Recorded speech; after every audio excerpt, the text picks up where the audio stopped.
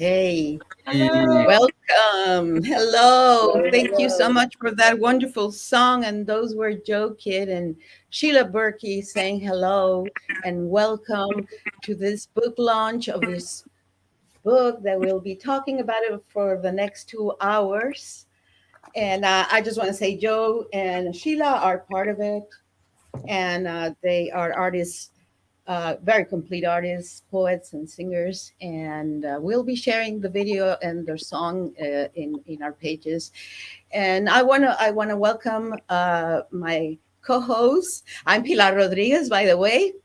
Canuto Roldan, Lisa Vijos, and of course, Terry Carrion, who is a co-founder of our movement, 100,000 Poets for Change, and who has accepted co-hosting and presenting this book for you poets, for all of us poets for change. And we are just very happy and excited to share this with you. For us, it's a celebration, and we'll be sharing more. Please, Canuto Roldan. Hey, thank you, Pilar. So we are really excited.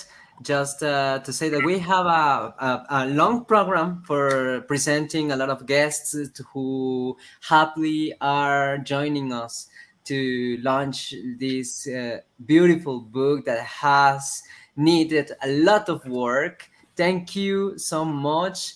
And please, Lisa. Yeah, welcome everyone. It's so exciting to be here, to be with you. As Canuto and Pilar have said, it's an honor and pleasure to be presenting this book that we've worked so hard on, bringing together all your stories and making one giant archive of what has happened. And there's so much more to share, and we're so excited that you're here with us. So thank you. And we're going to have a great 2 hours together. Terry, did you want to say anything too? Sure. Thank you so much for making this happen. And Michael would be very, very happy, and because he probably thought of the idea first. I don't remember, of course. So I appreciate all your hard work, and it's beautiful beyond anything I expected. So thank you, and I'm looking forward to hearing words from others. So onward. Well, if I may, actually, I want to take the credit because I did propose the book to Michael, and then it became our project. Yes, it was before, and we thought it could be ready, right around when we would turn into a 10-year movement. I was checking our emails, and before this, Michael invited a few of our members, especially those who had met before in Salerno, and we had a group. And as you remember, Lisa and Canuto, and I don't remember, I think Terry, I'm not sure if you were involved at that time, but we had this group and wrote the call for entries. And this was published in early 2020. So you know what year that was. And so we extended the deadline. I think the whole year was open for submissions. And of course, we started to get all kinds of submissions. The submissions were, by the way, for essays, not for poetry. And that was different from everything. And what we wanted is to try to tell the story of the movement with different voices and different perspectives. And we received the essays. And then Michael started having not only his illness, but started having other personal issues, and it got postponed. Finally, he decided to step down, and I think he spoke with a few people, but at the end, it was Lisa and Canuto and I who took over, read how many essays we had, you guys remember? 150, somewhere in there. A lot. It was a lot. But Yeah, and actually, we added at the end, we included articles posted in online newspapers who were adding more information about the different perspectives all around the world. More material like photos, posters, and even tweets, right, Pilar? Because we had a lot of actions on Twitter during 1 year here in Mexico. So it was so beautiful to take this action and this commitment of a lot of poets around the world to take the poetry on the streets, to take it to the people, to talk without censorship, because we believe in poetry as a tool against colonialism and on all the colonialism or isms that affect us and oppresses us. So it's really beautiful to have a lot of activists and poets here in this book. And let's move on to talk more in detail about the book, and maybe Chava, our tech person, thank you so much for helping us. And if you could start the next segment of the video we're going to watch.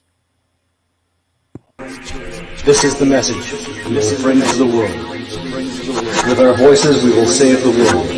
With our poetry that supports justice and mercy, that goal is exemplifying righteousness in all actions towards all things economic, all things environmental, and all things social we will bring to the world. This is the message we will bring to the world. 100,000 poets for change.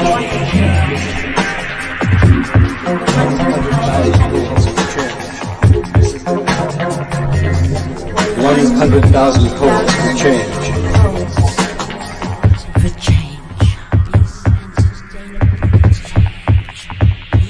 We have a goal. That goal is change. That goal is change.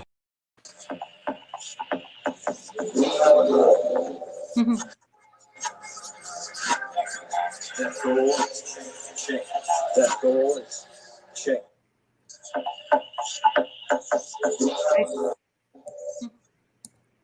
Okay. I think we're it's you and me, Terry. Yeah. Yeah, I think one of the first things we wanted to share a little bit about is just, at the beginning of the book, we were able to include an interview that I had happened to do with Michael and Terry. It was after the first year of Hundreds. It was after 2011. I really wanted poets in Wisconsin, especially, to understand what this was, this worldwide movement. It was so exhilarating and exciting to be part of. And because I'm involved, I live in Wisconsin, and I had access to a publication that would put the word out. So I wrote to Michael and Terry. I didn't know them very well yet, but through the interview process and then just all the years that followed after and getting to know each other, it was a great beginning because it helped me understand, Michael's early years in the environmental movement and all the work that Terry was doing behind the scenes. And it was nice that we could include the interview at the beginning of the book. I don't know, Terry, did you want to comment on that, or on also there was the issue of, or not the issue, but the contribution of Jim Spitzer and his beautiful artwork. How did that piece come? Yeah, well, also the video we just saw, which was, beautiful Yvonne de la Vega, yes, who's no longer with us. She was one of the firsts. That's right. Like you and a lot of us that are here today. And she was great, and she made this video for us. I think might have been the first video or second video ever that people made for us. And she was a force. And Jessica, who will be here later, they did a great event at Beyond Baroque with lots of musicians and bands. It was a huge festival. So that video was put together by her and Barrymore, I forget his first name, is who mixed it and put the music in. But yeah, so that's that. And then I remember when you first came along, and then that was quite a journey for you, I know. And it was really exciting to see how you evolved throughout the years. And Michael was really good at motivating and guiding, which, yes, he was, as you all know. But that interview is nice. I hadn't seen it in a long time, and I kind of read it and said, who is that person? I don't know. That's me. Long time ago. long different time ago. But no, it's great, and it was nice for you to do that. As far as Jim Spitzer, well, Michael, we met Jim Spitzer at an office supply furniture store in Santa Rosa, California, because we were looking for bookcases. And we came in, and the owner of the bookstore was like, do you want to meet a famous artist? And we pointed over at Jim, who was sitting in, an office chair, just kind of lounging there. It turned out that, he was the local artist, and we kind of got to know him there. And then Michael started painting with him later on, and I started doing, archive work for him, archiving all his artwork. And Michael that's where his painting journey kind of began with Jim Spitzer. Wow. And they did a lot of collaborative pieces. And as far as 100,000 Poets, we kind of, told him, hey, Jim, why don't you do something for 100,000 Poets? Check. So, of course, he came up with, which was one of his things, these characters, these heads, as we call them, these people, scenes of masses of people, which he did a whole series of those of his own. And yeah, he did it, acrylic on a canvas. And then we made these prints, which are still available, actually. Yeah, it's a really powerful image. So, yeah, it's kind of where Michael first got the little art bug from him and went on from there, as we know, to produce a lot of paintings and drawings. Yeah. Well, I'm looking at my script, you guys, and I think it's time to introduce the first contributor who we have lined up in our big lineup today. So I'm going to be introducing Laura Chauvin, and I want to read you her bio. Hi, Laura. Such an honor to introduce you, my friend Laura. Thank you, Lisa. Yes, Clarksville, Maryland. Laura's an award-winning children's book writer. Her books include Take Down, A Place at the Table, The Last Fifth Grade of Emerson Elementary. She's a longtime poet in the schools. She teaches at Vermont College of Fine Arts. And her poetry collection for children called Welcome to Monsterville was a collaboration that she did with Michael in the last couple years. And it's a beautiful, wonderful book. And I'm going to take it to Wilson Elementary School in Sheboygan at the end of the week and read a poem to a child. So I'm very excited. So that's wonderful. It's been very special to go to schools and introduce kids to Michael's art and see how they respond to it and how they want to create their own monsters. And it was Michael's art and Michael's monsters that really started that book off. But we're here to talk about this book. And I'm so honored to be part of it. It is just a stunning book and an archive also.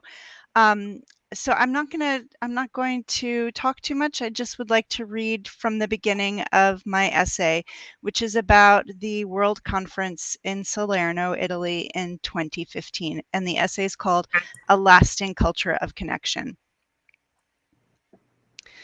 When 60 poets arrived in Salerno, the city was bustling with summer energy. The poets were gathering at the Arte e Cafe across from the local Duomo. Everyone sparked with energy, the positive charge of meeting friends and colleagues we'd only known online. Dozens of us crammed around tables, sitting shoulder to shoulder as more people arrived for the conference and more greetings were made. We sat in wooden chairs, enjoying conversation, coastal sunshine, and cocktails of spumante and Campari. An English language newspaper was passed from person to person, confirming what we already knew. Several poets had been denied entry by Italian immigration. It was the height of Europe's migrant crisis. It didn't matter that these were poets visiting Salerno for a brief conference.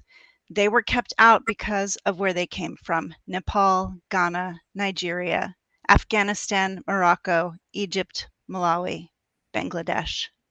Only a handful of African poets made it through.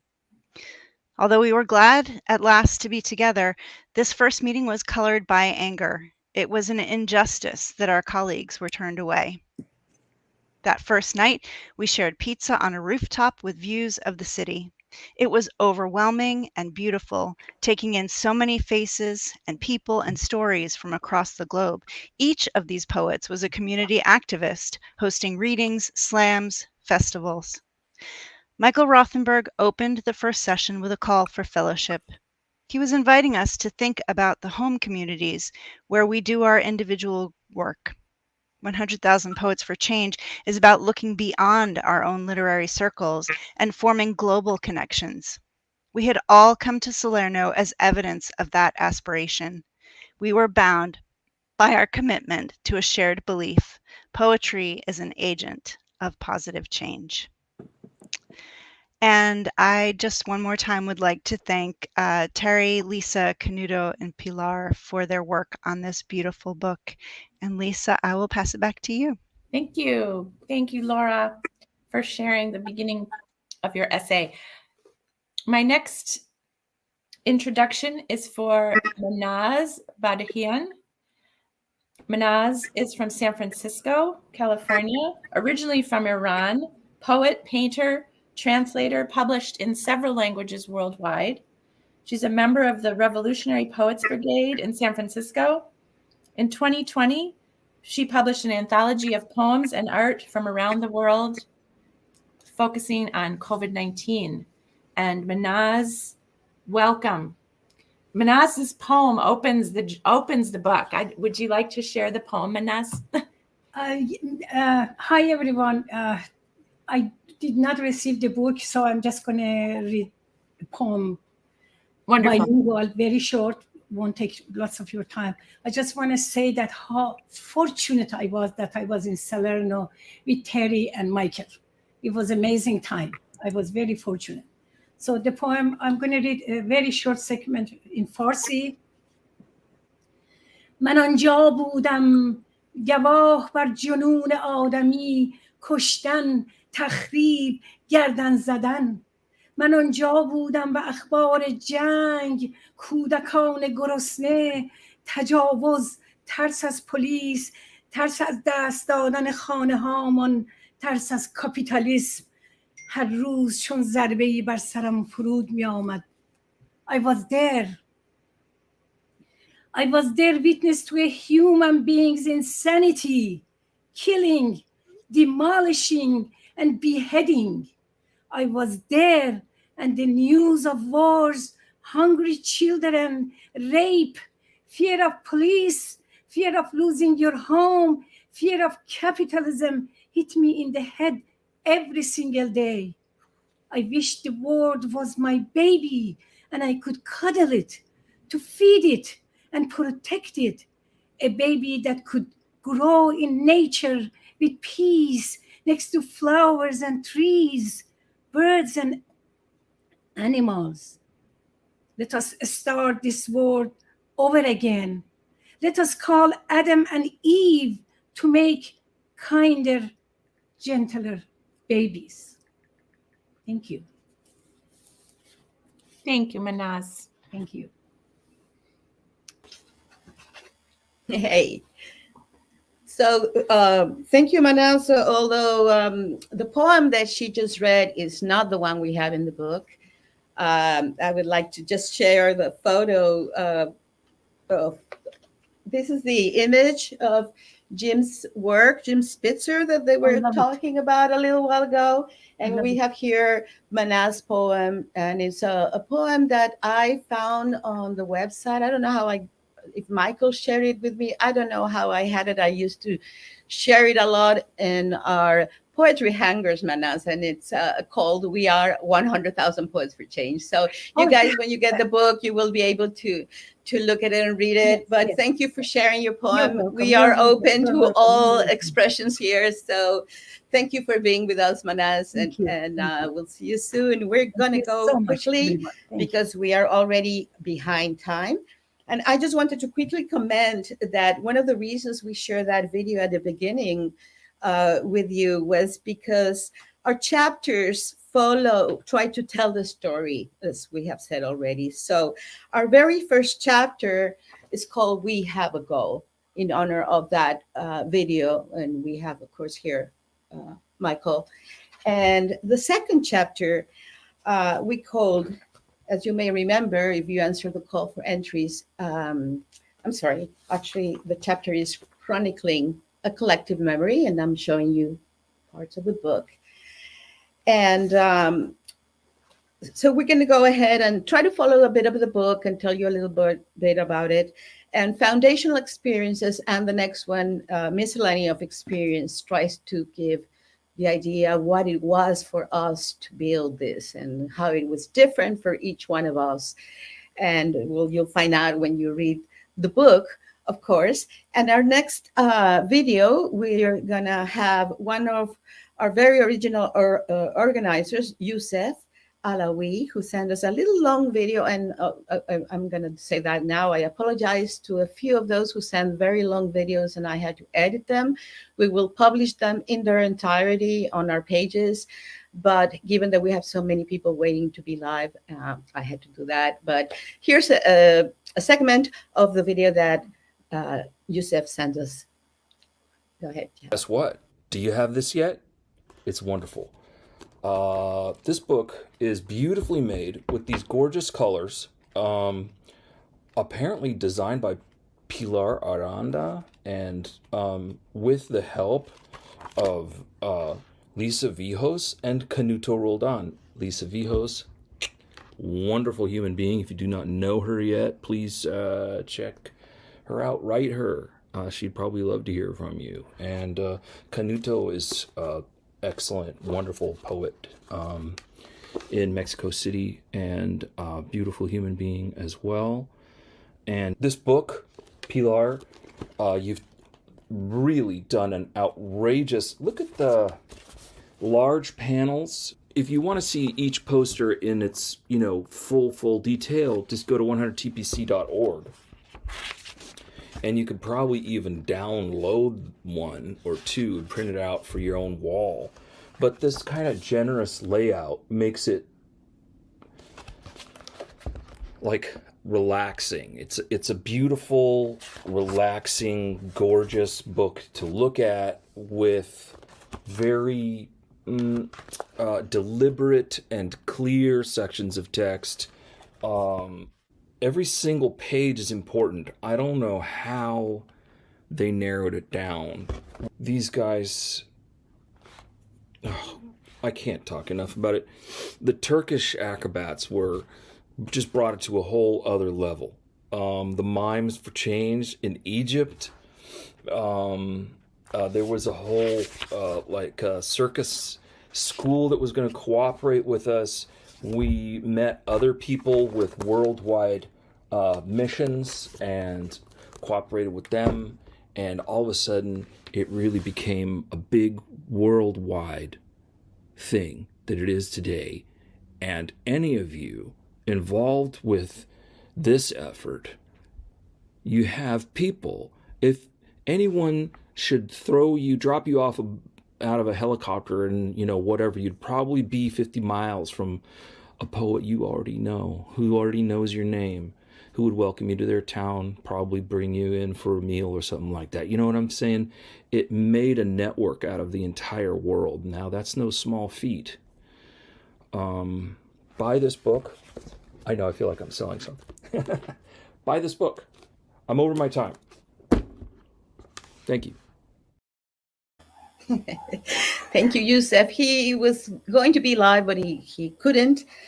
He's an Arab Latino writer born in California and based in Morro Bay. And when you get the book, you can read the rest of his bio. And curiously enough, he showed the page of our next poet, Amit Shankar, Dr. Amit Shankar Saha. I don't know if I said it correctly. He's based in Kolkata, India. He's a poet, writer, and academic, co-founder of Rhythm Divine Poets, and editor-in-chief of EKL Review. Please welcome Amit. Hello. Yeah, hello. Yeah, thank you, everyone. It is a privilege to speak at the launch of this 100,000 Poets for Change, 10 plus years of activism, this collection in memory of Michael Rothenberg,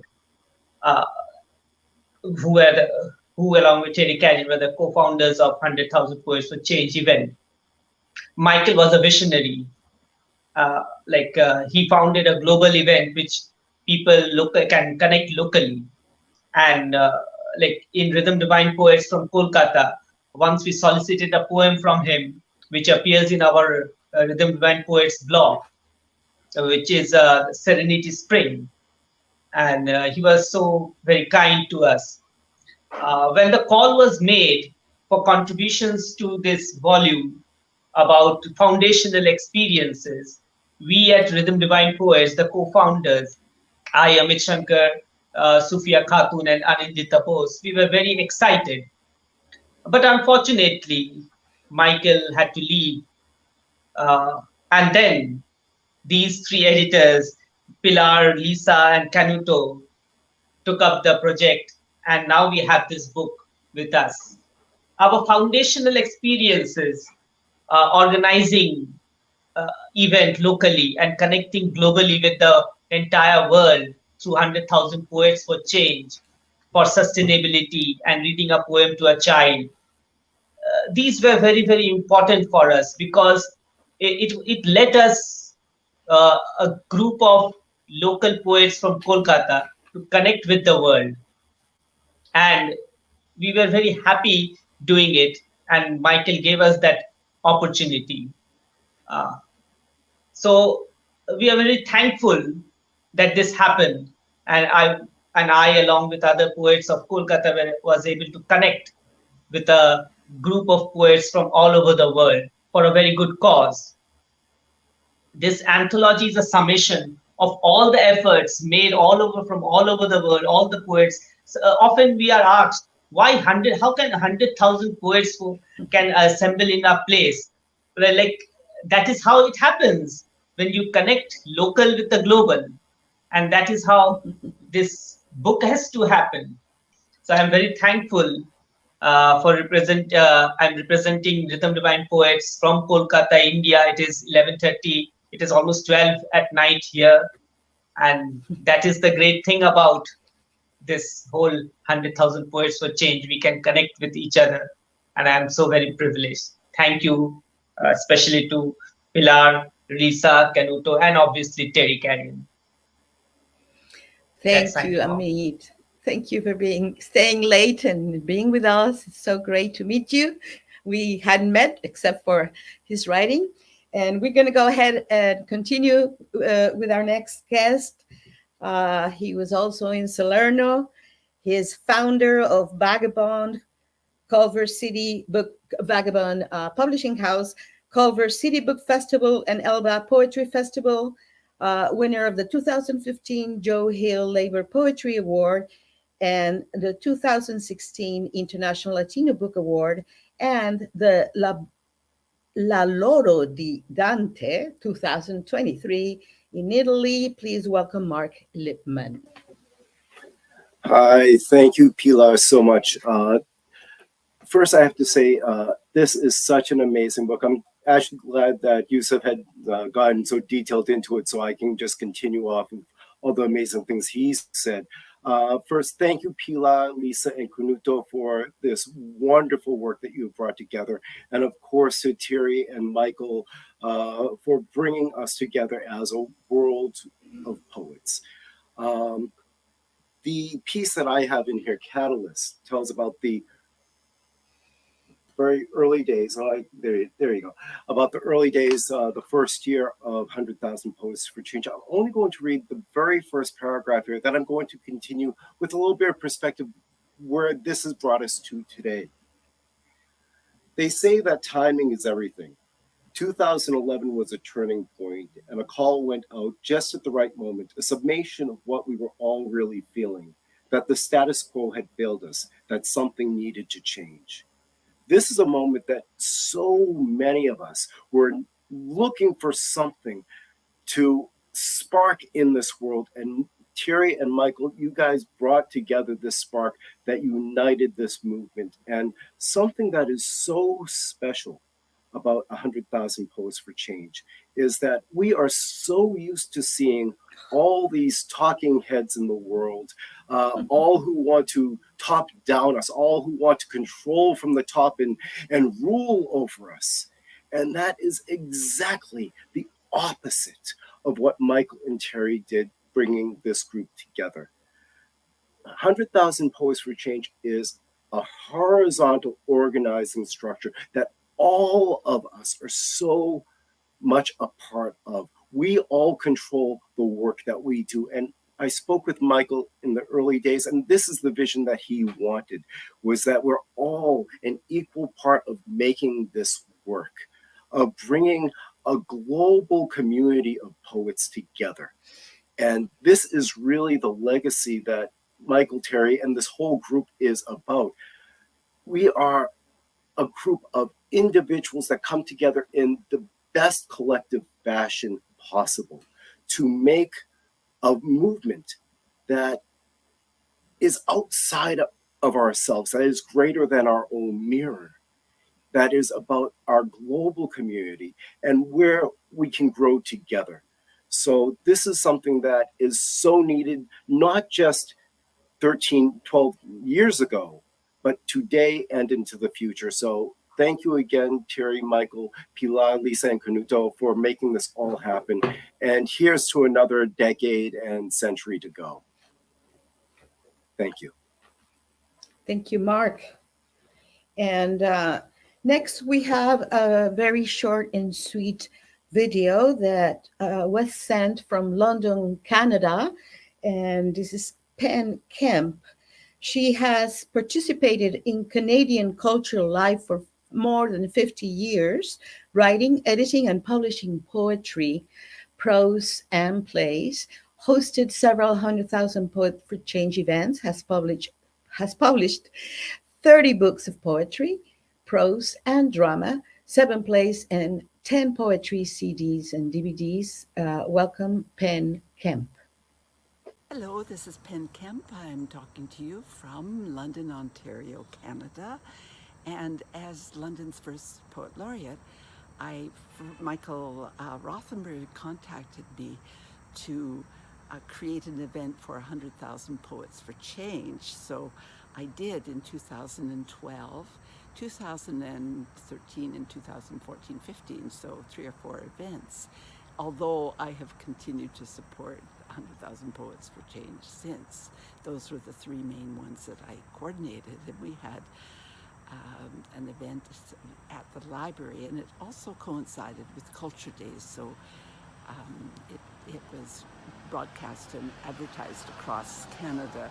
And at the time I had a radio station program called Gathering Voices, so it was also taped, recorded, and played on that show numerous times. So we had 25 readers from all different ages, from 15 to 92, and all different diversities. So it was a great celebration of Poets for Change and social justice and activism, and using poetry as a means to change hearts, because we can only act if our hearts and souls are behind us. And so it was a lovely conjunction with Culture Days and to see poetry in action. Thank you. Hey, thank you so much for that words, Pen Kemp. It's really nice having you, if not on live, through these clips. Thank you, Pilar and Lisa, for the first part of the chapters of this beautiful book. So now it's time to go to this next chapter, beautiful one. Its name is A Miscellany of Experiences. Let me show you a little bit of this. Oh, it's here, A Miscellany of Experiences. And what you see in the other part is a beautiful picture of 100,000 mimes for change, because believe it or not, this initiative was spreading in different ways for 100 musicians for change, and then also in Egypt, 100 mimes for change, 100,000 mimes for change. So now, talking about this miscellany of experiences, I want to introduce you to Mariposa del Rocío, a poet, visual artist, dancer, and therapist, member of the collective Artistas Visuales del Sur, co-directs 2 online radio poetry shows, a native of the South, a red-skinned woman who fights for a single America united in peace and harmony. Welcome, Mariposa del Rocío. Please let us know more about your chapter Con el Corazón. Hola a todos y a todas. Es un momento muy emocionante este. Este libro, permítanme decirles como escritora y como editora, que es un libro indispensable. Es un libro de historia. En el futuro, cuando lo lean, van a entender el contexto histórico de por qué la necesidad de este activismo poético ya 14 años ahora. Un libro de historia, un libro maravillosamente diseñado, pensado, realizado. Es una pieza de arte en sí mismo, además de su contenido, de esta red de poetas del mundo, unidas por el cambio. Entonces, este es un libro, a mi pensar, a mi sentir, de cómo ser el cambio. Leer las diferentes experiencias de los y las poetas y su paso por estos 10 años y más de este colectivo, habla de eso, de que es posible y que somos el cambio y cómo lo podemos hacer desde el arte. Y Michael fue mi amigo, fue mi mentor, fue mi apoyo durante más de una década. Y entonces voy a leer un poema que no está en el libro, pero que es para Michael. Y este es un homenaje para mi queridísimo amigo Michael Rodenberg. I'm reading and writing while the rain is falling. The window is open. I'm next. Thunders and drops splash my skin. This is almost a novel. I don't give details. Don't give too much explanations. I want you to see. The rain smells. The sun shines. I'm wet. The rain dresses me with her colors. I'm just fine. Keep just is the glue. I'm reading and writing in a landscape you draw in mind. The heart paints it, all your feelings and thoughts and emotions. The rain is wet in this paper. No matter. We share creation. Another thunderbolt and the rainbow. You know me when you read me. You love me when you know me. I'm burning. No more details than the sound of the rain. On my skin, this perfect summer thoughts, afternoon storm, South American way. Believe when I tell you, never do no harm. The commandment. Thank you very much. Love you all, guys. Buy this book. Join us in our web and go on building this wall of poetry around the world. Thank you so much, Mariposa del Rosillo, for bringing this diversity of languages. And because 100,000 Poets for Change are all around the world. So now, talking about that missing experiences, I will introduce our friend Eriata Oriba-Habor from Abuja, Nigeria. He's a poet, essayist, editor, social commentator, literary activist, and publisher, promoter of the Naija Pidgin language, president of Poets in Nigeria Initiative, Lagos, Nigeria. And he is joining, I think, with a profile. His name is Curator, I guess. Oh no. So Eriata will go after that. Thank you so much. So let's go now with a beautiful video from Menka. Menka talking about different countries, is from Mumbai, India, has 4 poetry collections, co-translator of a Sindhi partition poetry anthology, editor of Big Bridge, and for a Sparrow Book of Women's Writing, awards include the Ethos Literary Award and W.E. Eunice de Souza Award. In 1986, co-founder of Poetry Circle. Let's go with Menka Shivadasani video. I'm Menka Shivadasani in Mumbai, and it is a true honor to find space in this really important new book, 100,000 Poets for Change, 10 plus years of poetic activism. It was a project that was very close to Michael's heart, and he used to talk about it a great deal. He used to wonder about how it could become a reality. And it just breaks my heart that he is not here to see it. But thanks to Pilar Aranda, Lisa Vihos, and Canuto Roldan, this book is now a reality. And it is something that is really a valuable addition to my bookshelf, something that I will treasure all my life.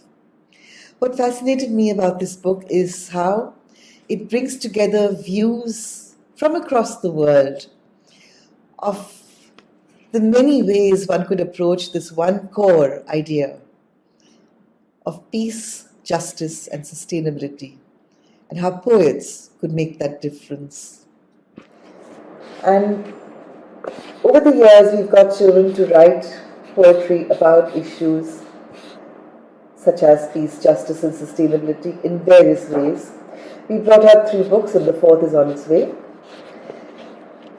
And for me, all this happened because one man from across the world got in touch and asked if I would like to be involved in this project, in this new movement, 100,000 Poets for Change, in 2011. I would like to quote Michael Rothenberg's words from his interview with Lisa Vihos that appears in this book. This is the interview. And he says some really valuable, important things. But this is the paragraph that struck me. As poets, we are supposed to be well read. We are supposed to know about rocks and stars, about nature and culture, about many languages and many countries and peoples and existences. We are supposed to know about all the arts, all kinds of artists, all kinds of schools of artists, not just our own. Poets are supposed to know about many things. At least that's what I was taught growing up, to be a poet. For me, this is what it's about, to be a poet. And they participate in society, politics, and culture. That's what a poet does, gets involved. And I'd just like to say thank you, Michael, for getting me involved in this amazing movement. It has enriched me in many, many ways, more than I can recount. Congratulations once again, and do get a copy of this book if you don't already have it. Thank you, Menka, and bringing all of these experiences from all around the world. So next, we will go to another guest. Is Jennifer Carmine. She founded in. Hey, Jennifer, it's nice to see you again. Hi, everybody. Oh my gosh, this is so great. So long time. You remember? Yeah. Hi, everybody. I was so excited to introduce you because we had a really good time at Salerno. And oh my gosh, the best. Also, you got a beautiful chapter here in this beautiful book. Let's see. You see this poster is it's so good. Making justice to all of the experiences you are sharing. So let me introduce you more. Founded in 2005 to foster innovative form and aesthetic solidarities, each collaborative event is designed as a reading experiment with a diversity of writers, curated by Jennifer Carmine, Lara Goldstein, and others. Please, Jennifer. Thank you so much. I'm really happy to be here to honor all the Poets for Change writers, activists, participants, and Michael and Terry's Global Vision. We're here in Chicago. Hello from Chicago. Red Rovers, an interdisciplinary reading and performance series.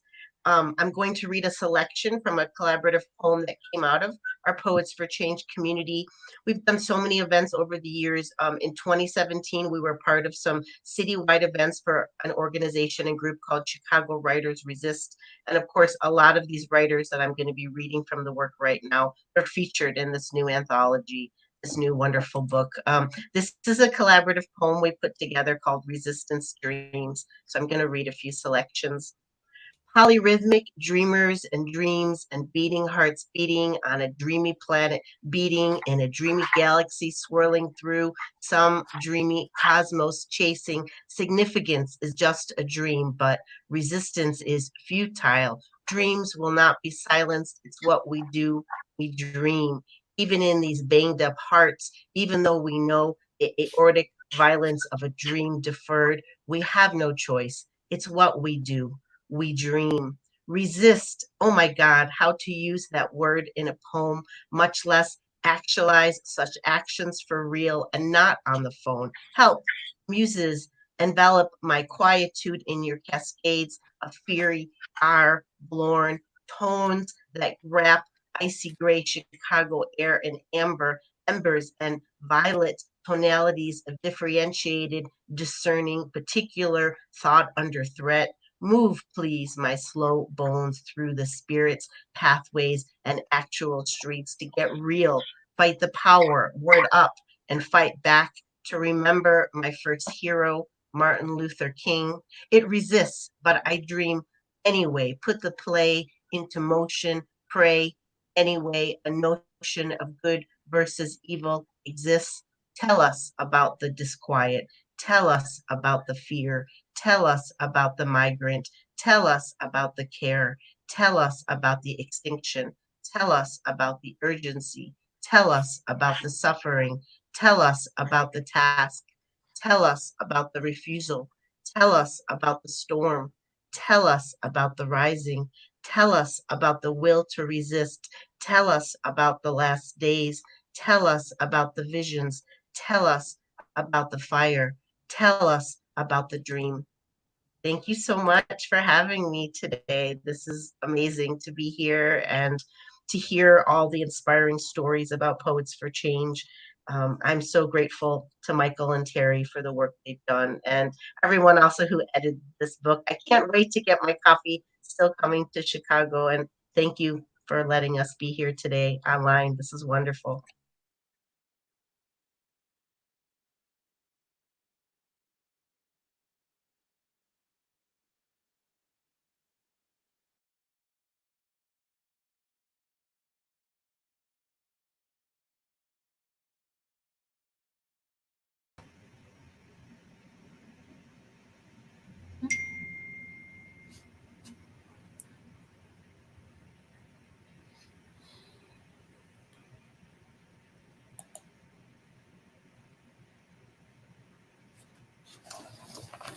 Am I up? I'm not sure what's happening. Our next reader, our next contributor is Rita Jankowska. Are we okay, Pilar? Hello. Hey, sorry about that, guys. So apparently there was a electricity fail in Canuto's right house. Uh-oh. I think, well, yes, Rita's here, so we might as well introduce. Yes. Do you have it? Her I bio will. handling. I'm sorry, we had we each are presenting different people. Actually, I'm getting it right now. I might as well take advantage to let you know that Ariata finally made it. So Rita, or we can follow with Ariata, whatever you guys. But Rita's here. Rita, welcome. And I found your bio. I can introduce you. Rita shares her work on Latin American justice, Jubilee, women's solidarity, and peace and ecological justice via spoken word poetry to educate into action. She co-produced a music mobilization CD called Break the Chains for Jubilee USA Network And Rita, we're so glad. Rita's from Missoula, Montana, and we're so glad to have you with us. Share your thoughts.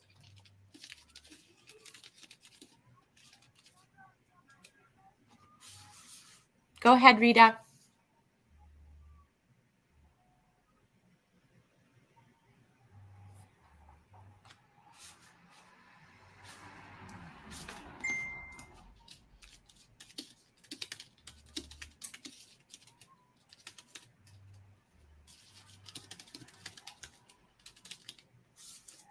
Sorry, Rita, we cannot hear you right now. So please hold on a moment because we want to hear you.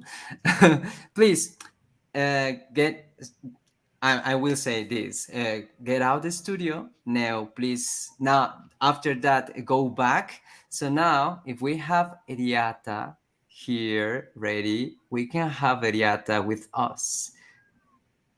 Eriata, my friend. Hey, cannot hear you also, sorry. So guys, this is on a live show.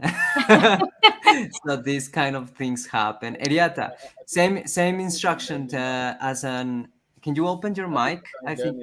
Yeah, I've just opened my mic. Yeah. Nice. We can hear you. So Eriata, be welcome. Thank you so much. I appreciate you. I will ask you to get closer to your mouth, the microphone, because it hears really, really. Can you try again? Hello, can you hear me better now? It's getting better. A little bit closer, please.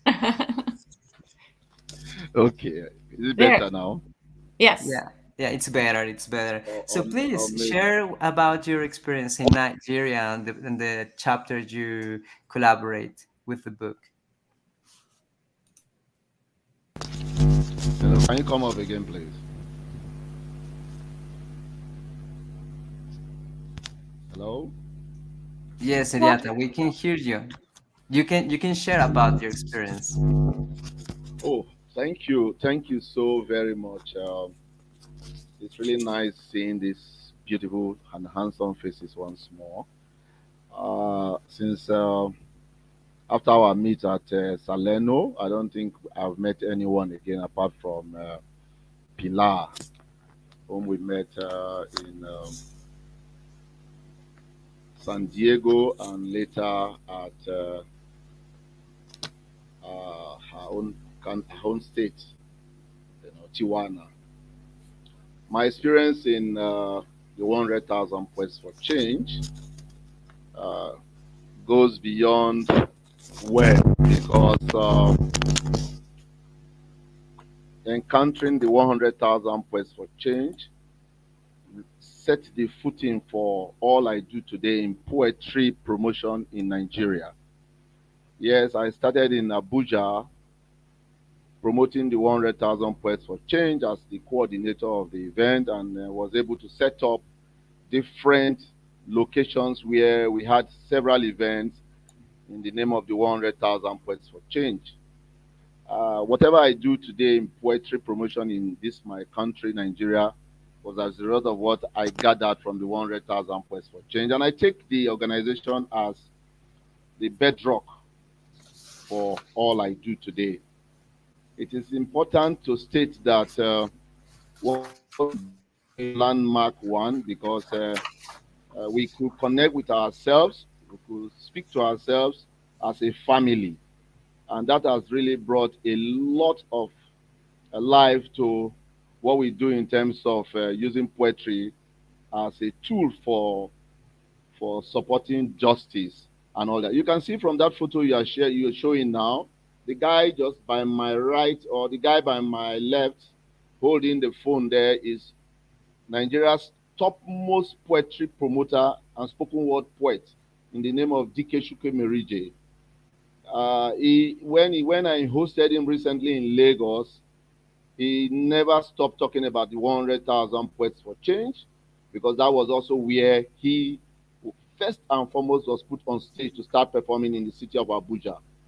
Eriata Oribabo is reputed to have done a lot of, scored a lot of firsts in terms of poetry promotion in Abuja. And whenever they talk about poetry, they talk of the 100,000 Poets for Change, they talk about Eriata, because while we use the 100,000 Poets for Change as a vehicle for reaching out to different communities in this Federal Capital Territory of Abuja, nothing had ever happened the way it is happening now. So they always make reference to Eriata, and once reference is made to Eriata, they say, oh, we remember when you took us to that lake. You remember when you took us to that lake, all under the name of the 100,000 Poets for Change. So the 100,000 Poets for Change has been referenced severally in all my books, in all my works, and I always sometimes just go back to look at the photographs at Salerno and all the tours, in the evening poetry reading, bonfires, and all that. I think the experiences from the 100,000 Poets for Change will always live with me, and I'm happy I'm also using those experiences to touch lives in Nigeria via poetry. I want to commend the team that has been able to put this together. I know it has been harrowing bringing all this together because it's not easy at all. So all the while I get several emails and all that, I've been trying to catch up with all of them to see that I don't fail today's meeting. I thank you so very much for the opportunity to speak, and I appreciate you so very much that the 100,000 Poets for Change gave me the opportunity to travel out of my country on the score of poetry for the first time. And since after my trip to Salerno, nothing has made me to travel outside my country for poetry.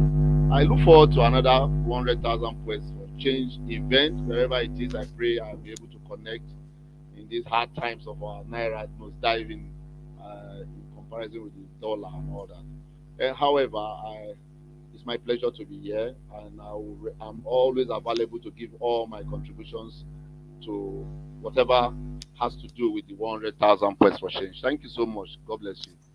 Thank you so much, Eriata. I think the experience you have and you were working in Nigeria is an example of how organize and manage a great group of people. So now I think we go from Nigeria to Montana with Rita, if the audio can help us. Hey, Rita. Hello. Hello? Hello, can you hear me? I can hear you. Yes. Oh, good. I think I will ask you just to speak really, really out loud, that like because I can hear you, but kind of low. We would like to hear you high. Up here. Am I speaking loud enough now? I think I can see your microphone is over here. Hello? So if you can take your microphone closer to your mouth. Oh. Yes, please move it because you have it here. Here? Now? It's better. Yeah.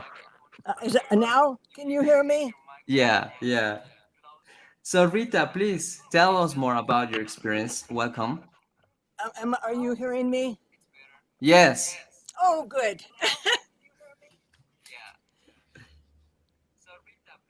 Rita, how was your experience and contribution about this chapter and in this book? Oh, when I first held the book, I felt a joyful uprising. Oh, cannot hear you very well. You I can't hear think me? we should try without your Should I take microphone. my mic off? Yeah, please. Oh no.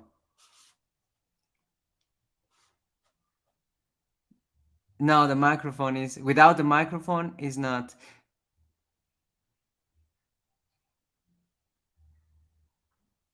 Okay, Pilar, come on. Hi. Sorry, Rita, please put back your headphones because that's where your microphone is. And we could hear fine. Just let's you need to put your headphones because that has the microphone.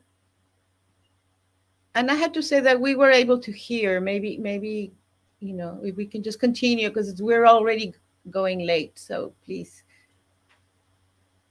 Rita? No. Let's go with another poet. I'm sorry. We need to move on and test the audio. I'm sorry. I'm sorry. We need to move Rita. on. So, yes, Pilar. Now we are going with another yes, please guest. introduce This is Ron Colm. You can find Ron Colm in page 91 on our book. Ron Colm is a poet, visual artist, dancer, and therapist, member of the collective Artistas Visuales. No, Ron Colm is editor of Sensitive Skin magazine and published poet. Thank you, Ron Colm, for joining us. And please tell us more about the Unveribles. Sure. Can you hear me okay? Yes. Great. First of all, I am very grateful to have gotten a copy of the book. I got 2 copies. I have an archive at New York University Library in the Fales collection, and 1 copy will end up in the Fales. We've been doing these readings for years. I'll read really quickly. The Unbearables were a poetry collective. We're loosely based in New York City. I've very gratefully been able to participate in Michael Rothenberg and Terry Carrion's wonderful poetic creation, 100,000 Poets from Change, from 2012 up to the present. We have had access to many terrific alternative venues when the time to gather and read for 100,000 Poets for Change arrives. For the first go-round in 2012, we read in tandem with Larissa Schmeilos, Feminist Poets in Low-Cut Blouses, at Steve's Cannons, a gathering of the tribes on the Lower East Side. The 4th time we got together to read, it took place in the Sidewalk Cafe and was organized with Valerie Ostiano. We've also read at Unnameable Books in Brooklyn, at the Parkside Lounge in the East Village. Jim Feast hosted and helped organize many of the readings, and we always had a great time, and we always came away from these events as a tighter community filled with love for our friends and humanity in general. I did want to say that I did meet Michael Rothenberg in Grand Central Terminal. He came to town to do a reading at Unnameable Books, and we went out to Unnameable Books, and it was just wonderful to read with him. He was a terrific human being. And then the other thing is, I don't know if this is visible, but we have organized 100,000 Poets for Change reading in New York City that will take place next Saturday, the 30th. From 4 to 7, it'll be at Otto's Shrunken Head in the East Village on Houston Street, on 14th Street, pretty far east. And there's some 27 people who will be reading there, really great people from the poetry scene. And one of the people who'll be reading will be on your program, I think, somewhere along the line. I saw her name was there. Dorothy Friedman is one of the readers, but it's an incredible lineup of people. So I don't want to take too much time. I'm just so grateful to be part of it. Thank you so much. Please, everyone, be safe and take care. Thank you.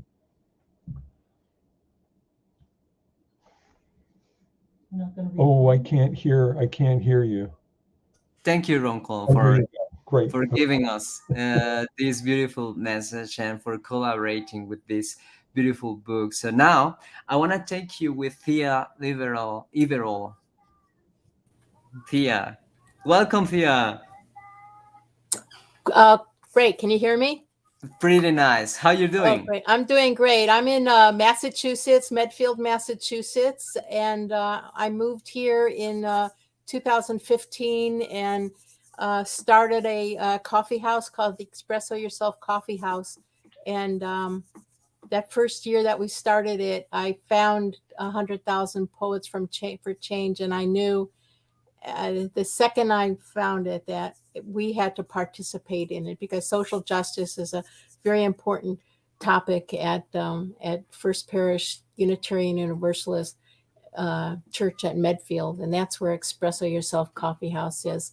And I love the book. I got it. I've been pouring through it, and I just want to read an excerpt from our essay to describe, to show you what we're like. As the host of Espresso Yourself Coffee House, I start off the night with Absolute Truth, a poem by Thomas Slater. For you mustn't ask to seek the truth before you believe, but rather you simply must believe before you'll ever see. Starting in February 2016, the vestry of the First Parish Unitarian Universalist Church in Medfield, Massachusetts, is transformed once a month into a Parisian cafe. Purple and yellow tablecloths cover small round tables. The church wanted to build community, the essence of human experience. As a progressive faith community, the UUs have a principle, the free and responsible search for truth and meaning. And when I learned about 100,000 Poets for Change, I knew Espresso should be part of this global movement. The first open mic participant is a 15-year-old, and she says, "I am a museum and you are a hospital. I recognize sickness." She's smiling until the end when cracks of her pain leak out through the edges of her smooth face. Another poet speaks of going to Washington, D.C. to protest climate change. She says, "I was too dazzled by the conveniences of capitalism to join into a solidarity economy." And then 6-foot-tall Deb Griffith comes to the mic, and she says, "Race is not real, but it causes real pain. I learned recently that I am white."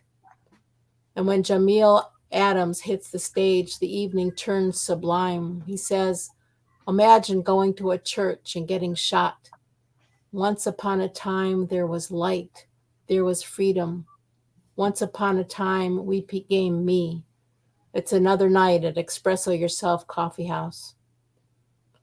I just want to say that I just want to quote the physicist Paul Dirac. He says, "In science, one tries to tell people in such a way as to be understood by everyone, something that no one ever knew before. But in the case of poetry, it's the exact opposite. It's something that everyone knows, but is understood by hardly anybody." And that's what we do as poets, is we teach people the reality and the truth of what everybody knows. Thank you for doing this work and for Thank helping you. do that. Thanks to you. Cannot agree more with your words and with your chapter you brings. So you guys can see and can read and on the page 74 Thea Ibero contribution. Next, we will go with another dear poet. Let's go, Thea Ibero and other friends and guys, poets from all over the world, to know more about Dennis Formento. Dennis Formento is giving us some contribution on page 178, and he is a really great guy. So please, let's hear about him on the video. Getting access to Richard Boyd's poetry after his death was a spy drama. Richard founded 100 TPC North Shore in summer 2015 and passed away in early 2017. His affable, solid presence was respected in this community. He was in the public eye, journalist as well as poet, writing daily news of local politics, so everybody knew he was a liberal in a conservative parish in the American Deep South. Richard was much respected for his strong, formal poems, crafting one per week every year after his retirement from newspapering. The poets were up for whatever he was up for. He was comfortable with that. But his siblings didn't respect his poems or viewpoints and would not allow access to his poetry. 100 TPC wanted to do a tribute to him, featuring his son Ezra and daughter-in-law, and it was only through the intervention of his other son that we got some poems out of the box they were hidden in to read at our September event. Here's his poem, Are You Ready? Where is the poetry and the low land ballads? Where is the rhythm pure, conversations of sunsets and joy of secret beaches? Where is the delicate stuff that gives us the tenderness? Through a long, dark valley of discursive friction, a country sadly laying bare its deepest nagging discord, where insult, scorn ricocheted across the great golden plains, bounced off majestic mountains, trampled like wild grasses, trodden upon for the new trails, our national dialogue shrillness, the ugliest undercurrents emerging, hate, scorn, ridicule prevail in this longest and darkest chapter of decency assailed at all turns. Hey, to Lisa. So Hi. that guy was Dennis Formento. His books include Spirit Vessels and Looking for an Out Place, Foothills Publishing 2018 and 2010. So that was a beautiful friend, Dennis Formento. And Rita, Lisa, is still trying. So let's bring Rita just one more opportunity. There's Rita. Rita, we can hear you Hello. funny. Okay. Can you hear me? Yes. Oh my word! Ah, a poet needs a voice. Yeah, My spouse was here helping me. Hello, everyone. We went and got a microphone because Good. I wanted to do the right tech, and that didn't work. So All right, thank you Rita. all. We're Thank ready you for all. you. We're here. Tell us your message. When I first held the book, I felt a joyful uprising of world voices amplifying across borders, cultures, and felt how powerful we are because of each other. We are the Ubuntu of poets. Our part was creating a local venue, Poets for Change. Whoops. Okay. A home base to gather beyond the streets to share poetry of uplift and uprising. I shared my idea with Taj, a musician friend, spoken word artist, and social justice rapper. We share a history with 100,000 Poets for Change. We felt the time was right for a venue where poets could come together to share passionate spoken word pieces about pressing issues, not to compete, but to empower community, common unity. For the venue, I asked friends who serve in the Nonviolent Peace Force, who owned Imagination Brewery and Center for Community Transformation. Their vision was to combine excellent beer with space for justice and share their tap room for events. Poetry for Change was a natural extension of their mission. We always begin by honoring Indigenous peoples and land where our community resides. We welcome the poets and audience with hope to inspire one another, to overcome and brew a revolution of social consciousness. We show the power of poetry by honoring an Indigenous poet or an international poet who suffered deeply as prisoners of conscience, were disappeared or murdered for their words. We share their stories and one of their poems. We choose poets from places of strife across the world. We recruit local poets of all identities and ages and introduce each poet with a short bio to help build community. Poets share their original pieces from immigrant rights to gender rights and climate justice, isms, militarism, racism, sexism, the destruction of the planet, war and corporate greed, and to foster hope for peace by reading to a child. Poets for Change is the color of the future. It is sweetness and belief of Mila, my granddaughter, who blows dandelion seeds into the wind to assure next year's crop of flowers. Thank you. Thank you, Rita. Thank you so much, I'm all glad of we you. could hear you. Whoa, Wonderful. welcome to the world of Yes. technology. Thank you. Technology. Goodbye. And I'll be watching. Wonderful. We've moved into the next section called Personal is Political. And our next contributor is Charms Tianzin. Charms is co-founder of Spoken Word Manila. Hi, Charms. Hello. She's a performance poet, front woman of her band Matilda. She's graduated from the University of the Philippines, teaches at De La Salle College of Sant Benilde, and her tracks are on Spotify and other streaming apps. And welcome, we're so happy to see you. Thank you. I am also so happy and so honored to be here. Again, thank you to everyone who is part of this book. I wish Michael is here. I know that wherever he is, he's smiling over us. Thank you, Terry, Lisa, Canuto, Pilar, all of you who are able to be part of 100 TPC. 100,000 Poets for Change has changed my life. Here in our country, there are just so many controversies, so many issues surrounding us. And poetry is a driving force for all of us to be able to express our opinions and to be able to express everything that we would want to say.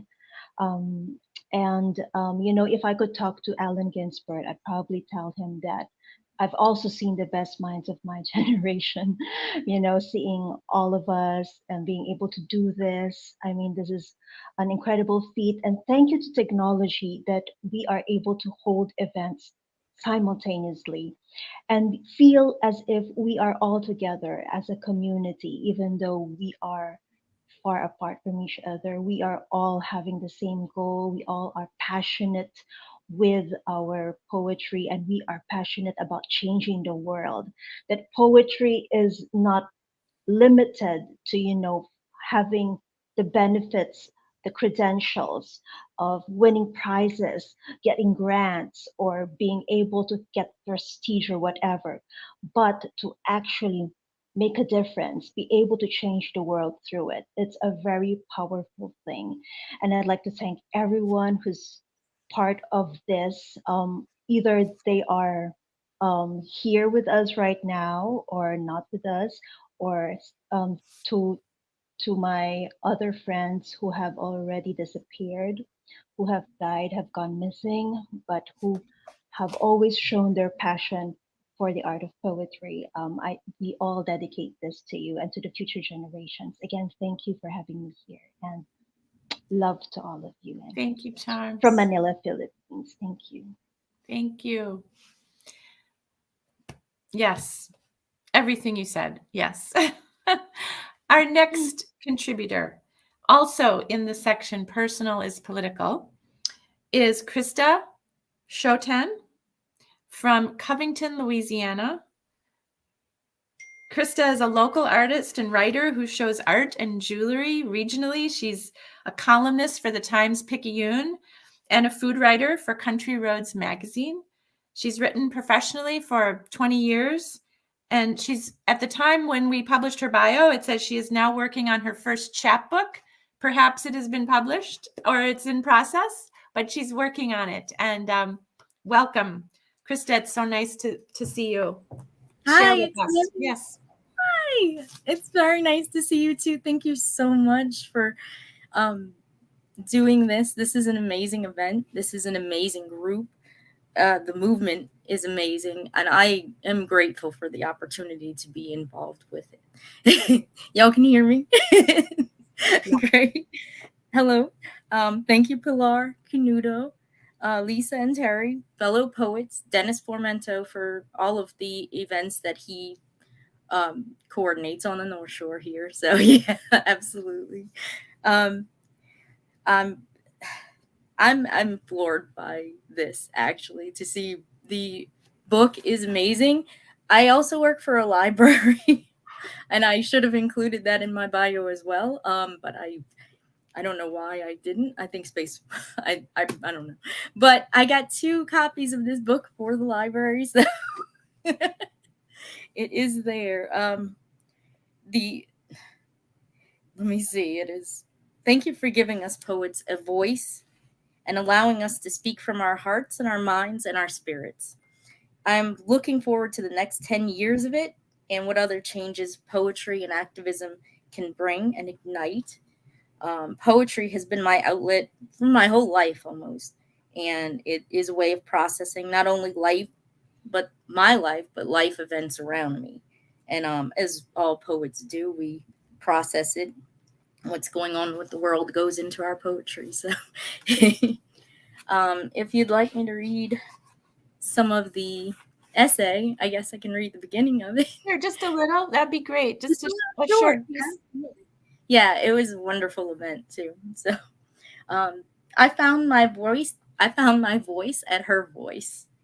My hands were shaking as I helped with setup and chairs. I was really glad I volunteered to help with setting up before the event. Her Voice, a poetry program at the Women's Center for Healing and Transformation, in conjunction with 100 TPC, as it utilized my pent-up nervous energy for the evening, although not entirely.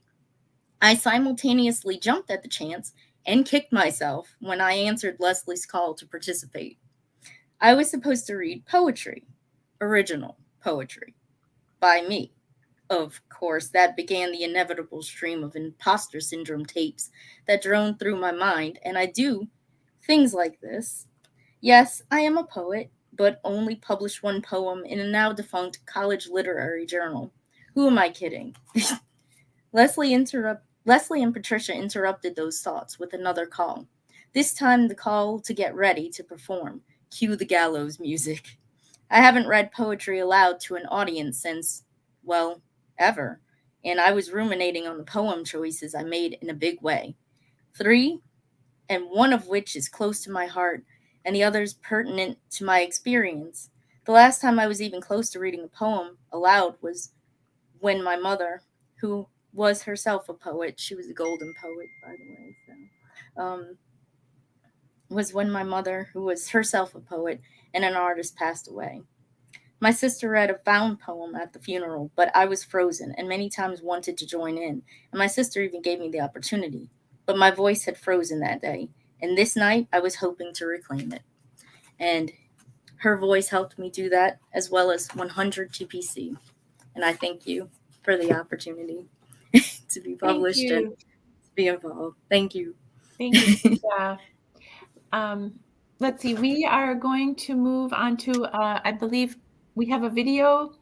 Is that right, Pilar? A video from Noelia Arancibia. Is that what's next up? Hi everyone, my name is Noelia Arancibia from Sucre, Bolivia. I'm going to share with you my first experience as an organizer of 1000 Poets for the Change in Portugal and in Bolivia. The first event that I organized in Portugal was called A Poesia do Clima, 26th of September of 2015. It was an intercultural event. We have the participation of Felipe Furtado, Carlos Lobo, Miquel Carvalho, Lucas Kruger, and myself also. And we read poetry in different languages, Spanish, Portuguese, English, French, Hindi, Japanese, Creole, and Quechua. It was an amazing night. The second event was called Poesía y Música para la Mudanza Climática. It was organized in a place called Aquí Va Se Tango, the 9th of October of 2015. We have international musicians from India and Brazil, also from Bolivia. In Bolivia, we have these 3 events. The first one was called Poesía y Canto en las Alturas. It was held in El Mercado, Quizamole, the 12th of December of 2015. It was organized by the poet and businessman Victor Paz Irusta. He financed the tickets of the poets that came from different places of Bolivia. We have the participation of Humberto Quino, Alex Ayllón, Omar Alarcón, Carlos Gutiérrez, Micaela Mendoza, Santiago Rodríguez, Ronald Céspedes, Mariana Palacios, Noelia Arancibia, Carolina Osdevila, Rocío Álvarez, Edgar Sandoval, Cintia Arispe, Daniel Moreno from Paraguay, and the special participation of Pepe, the vocalist of La Logia. The second event was called Lectura en el Festival Letra Suelta. It was organized with the publishing house Cuatro Nombres Cartonera, Alliance Française, and the Municipal Autonomous Government of Sucre. And then we have the participation of a lot of poets, Santiago Rodríguez, José Villanueva, Johnny Méndez, Nelson Haliri, Edgar Sandoval, Yacir Bueno, Fabricio Callapa, América Cuellar, Daniel Medina Celi, Cristian Avilés, Valeria Sandy, Joaquín Quincho Terrazas, Omar Alarcón, Carlos Gutierrez, Micaela Mendoza, and myself. And the third event, it was called Lectura Poética Mundial 100,000 Poetas por el Cambio. It was organized in the Alliance Française, and we have the participation of the same poets, plus Maria Auxiliadora Valladares from Ecuador. Thank you very much, and lifelong to poetry. Thank you. And that was Noelia Arancibia. She has organized, like she already mentioned, in Portugal and Bolivia. And we would have loved to make a whole list of all the poets. You can see that even in 3 minutes, impossible almost to mention all the poets that probably collaborated with Noelia. And so we apologize as editors because we left out of the book hundreds and hundreds of you. But do understand that what we're trying is to catch the essence of us. Okay, so it's not about names at the end, but hopefully about the essence of the movement and the legacy of Michael Rothenberg and Terry Carrion. And next we have another video. It was sent by Jennifer Schomburg from Tallahassee, Florida. She has published in New Ohio Review, Prairie Schooner, and Pleiades. And her chapbook, Fine Considering, is available from Rinky Dink Press. This is Jennifer Schomburg. I'm Jennifer Schomburg Kenke, coming to you from Florida in the United States, to read an excerpt from my essay, The Perfect Poem. I thought back to only a few months earlier, and the A World Without Guns, Poems of Protest and Memorial in March of 2018, organized by 100,000 Poets for Change in response to the shootings at Marjory Stone Douglas High School in Parkland, Florida. I tried to write the perfect poem for the event. I'd wanted to write what it was like to be a teacher at FSU in 2014 when we had an active shooter on our campus. How I had CPTSD from a more violent than most childhood, and how much harder that made all of this. I wanted to tell people what it was like to sign up for a training about active shooter protocols, only to find out that, surprise, it was a participatory simulation, which set back a lot of the progress I'd made in counseling and EMDR. But I just couldn't get the words to come. I picked out some poems that were about holding other people accountable for their actions, but otherwise had nothing directly to do with gun violence. But once I was at the reading, my concerns about my selections faded away. Some people read poems expressing their rage about the lack of gun control, or poems that read like spells of protection for their students. Some people read poems about the constancy of love, and others about change. One person even led us in a sing-along of Little Ava's The Locomotion. I can't remember why, but it made sense at the time. It didn't matter if I read the perfect poem for the occasion. People were at the reading to come together, to hear and be heard, to be part of a representation of what is, what was, and what could be. There was space for every voice at that reading, and that had given me so much comfort. Thank you. Thank you. So our next contributor will be live on screen, Karen Melander Magoon, raised in California, studied voice at Indiana University, spent 20 years singing major opera roles in Germany and Austria. Back in the US, she married a vintner and wrote and performed 4 musical portraits of famous women and has published 6 books of poetry. She lives in San Francisco. Welcome, Karen. Oh, hi. Thank you so much. Wonderful and an honor to be here. And hi to Pilar, thank you, and Terry, and Presente Michael. We all miss you so much. I thought 100,000 Poets for Change is really a statement of love, of poetry, of people. We are all, I think all of us here have been organizing for 12 years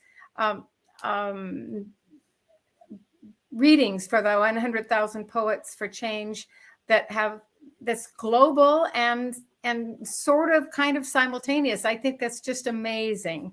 And we will be having ours September 30th, as someone else is doing next Saturday. So anybody can tune in. We'll be doing it from San Francisco, as we have done for all the time ever since Michael and Terry got this started. So honored to be here today, honoring Michael and honoring the 100,000 Poets for Change. I did write something about getting involved with 100,000 Poets for Change about the same time as I was spending a lot of time with my mom, who had cancer and was dying. And my essay had to do with how important she was in my life and how important it is community as we venture through life and become poets to kind of reflect on the world. I chose for today from my book, A Forest of Words, my first poem from that. I am lost in a forest of words, seeking essence. I am lost in a forest of dreams. As I walk, I am lost as I follow each stream to the heart of a forest of words, seeking something I misplaced long ago in a different realm. I can see the words strung among my dreams, yet decipher no semblance of thought. I can see all the alphabets, ancient or new, jumbling chaos of syntax of everything taught. Through each eon of mind, through each age, I can find just a semblance of meaning, an echo of dream. I am lost in a forest of words, primal songs, primal essence of something I lost long ago, before time could remind me to follow a stream of ideas that would lead to my soul. I seek the heart, the world, in the mouth of every stream, the path within each cave, tumbling through ocean currents, through deep reefs no one has seen. Perhaps its veins lead underground from tree to tree and far beyond, or deep within its magma, boiling up to spill over land and oceans, creating new islands and limbs of continents. I seek the heart of the world, pumping eternally within a universe of mystery, pumping through oceans, pulling the lungs of its forests to breathe dreams, to fill its chambers with longing, that Apollo might remove the arrow, still piercing its remembrance of what is yet to be. Thank you, all of you, and thank you for the inspiration from Michael. Bless you all. Thank you. Bless you. Let's see. Next up, we are moving on to a video. I believe this one is from Tom DeToys. I hope I have that right. Local is global. We're in the local is global section. And let's see what's coming up next. Forgive me for looking like a deer in the headlights. I'm not quite sure where we are.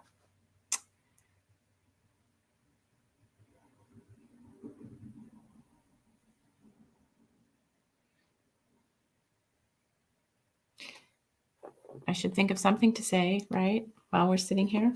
Here we go. Let's see. Greetings. Hello, Lisa. Hi. Hi. Hi. It is an honor to be here. Noreen, hello. How are you? I'm so glad to see you. I'm doing good. Yeah. Let me give you a short introduction.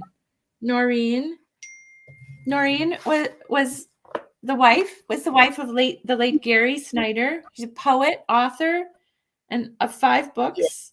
4 of them were co-authored with her husband, Gary. And she's creator of the Poetry Club on Facebook. Yes. And share with us your thoughts on the book. How did you find it?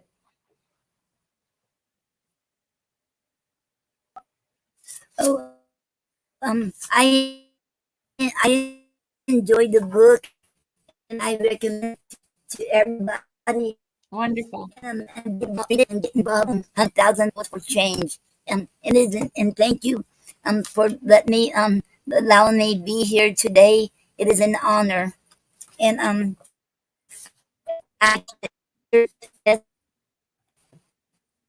that be okay? Okay. Okay. I remember this particular day on September 23rd, 2016. It was a Friday afternoon. It was after my husband Gary had a major stroke. He didn't talk much, but this one particular day, my husband was ready for us to read our poetry on compassion for 100,000 Poets for Change. This event was the most he had ever spoken since his major stroke. It changed our lives for the better. He sure surprised us all. I was so pleased and happy he spoke that much that day. It was a miracle from God. Even for one day, 100,000 Poets for Change gave us hope, and I will truly be grateful as long as I breathe. That made us both so very happy. Like my husband always said, poetry is a communication of truth. The world is falling apart. We just wanted to tell the world to stand together as human beings and have compassion for one another through our poetry that we wrote. We wanted to make a difference in this world and be part of the solution. Never give up. Stay strong. Be positive and not negative. Be kind. Show compassion. Make a difference. He was determined to do this even though talking was hard for him. He did it. I am so proud of him. I let him know, and the smile on his face was priceless. Yes, 100,000 Poets for Change made a difference in our lives. For that, I will always be eternally grateful to this movement. I thank you so much for this priceless event. And I want to thank everyone for letting me allowing my essay be in this book. And thank you very much. And I want to thank Michael Rothenberg and Terry Cherion for putting the 100,000 Poets for Change together. And I want to thank you, Lisa, and Kanuta and Pyler for putting this book together. Thank you all very much. It is an honor to be here, and thank you so much. Thank you, Noreen. If you haven't got your book, go. Okay, you're very welcome. Okay. Fantastic. Wonderful. We are going to move on to the next video, I believe. Or no, a video. I'm sorry, Pilar is sending me a message. Susie video. I'm not sure what that is. Hi, I'm Susie. This is my piece in the 100,000 Poets for Change anthology, which I'm honored to have been able to participate in. In Rage and Love. It was the body camera images of the arrest, on his back, uniforms, a halo around him, and his face, that look. I did not know this kid, but I knew that look. I am a former Florida public and college school teacher. There had been another school shooting, but it was in my state, under the same system in which I had taught, and I knew far more about this kid than his particulars. Then I saw, amid the Parkland protest posts, a call for poets to protest through poetry. My own work has had a didactic intention for a long time. My commitment to ecofeminism is inherited. My mother had campaigned for a local river cleanup and donated her complete wedding silver. So I answered the call, agreed to show up to Tallahassee, an hour up I-75 and 2 more down I-10. Begged a ride, booked a hotel, and I wrote. I wrote for my students, my non-compliant and low-achieving public school students, my hungover college composition students. I wrote for them. In rage and love, I wrote for them, and the poem became to be. In this time now where future tense seems presumptuous, these are our gifts left for whomever shall find them, the small talismans of our poems, our words, and our swords. Thank you. Yes, that was Susie, and she's sent her essay from Ocala National Forest in Florida. Thank you, Susie. And we will be posting her whole video with the whole essay on Facebook.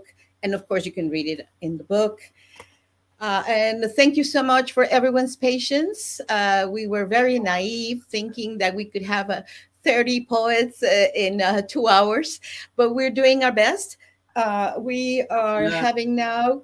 We are going to Jessica Wilson. Yes, of course, Jessica. And Jessica is coming from Los Angeles, and she is one of our most vital original members. A true mix of many lands, a Chicana poet from East LA, third generation beatnik, founder of Los Angeles Poet Society, social justice activist, and publisher. Hello, dear Jessica. I'm so happy that you're here. Welcome. Hello, can you hear us? We can see you. Hello, we're waiting for you, Jessica. We cannot hear you. No, I think sorry Jessica, about this. We'll go back with you. So go with the video. Yeah, let's go with Tom. Please, now. Chala.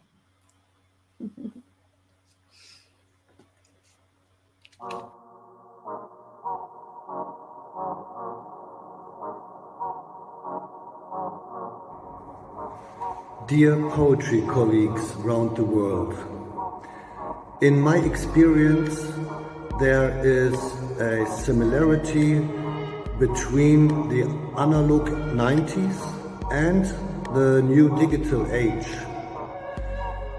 Most of the poets of the network in the 90s I never met personally. And meanwhile, some of them are already dead. I'm sure most of you I will never meet personally in analog reality. So,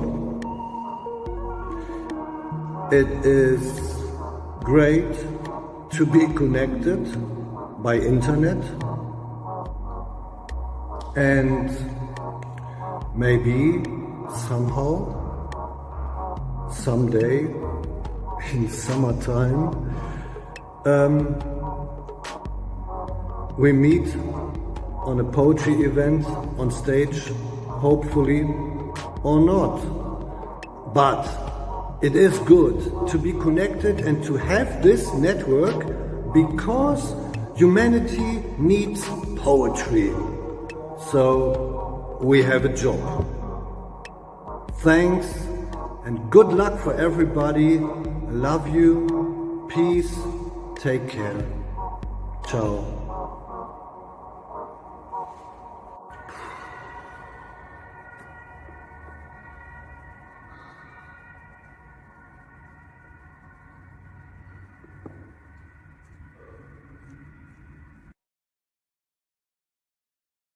Hey, it's hot poetry. From Dusseldorf, Germany. He's so fun. I really want to meet him. Analogicamente. And just quickly, well, his essay is on page 120. He's author of The Very Moment, invented quantum poetry. And well, we have another video, right?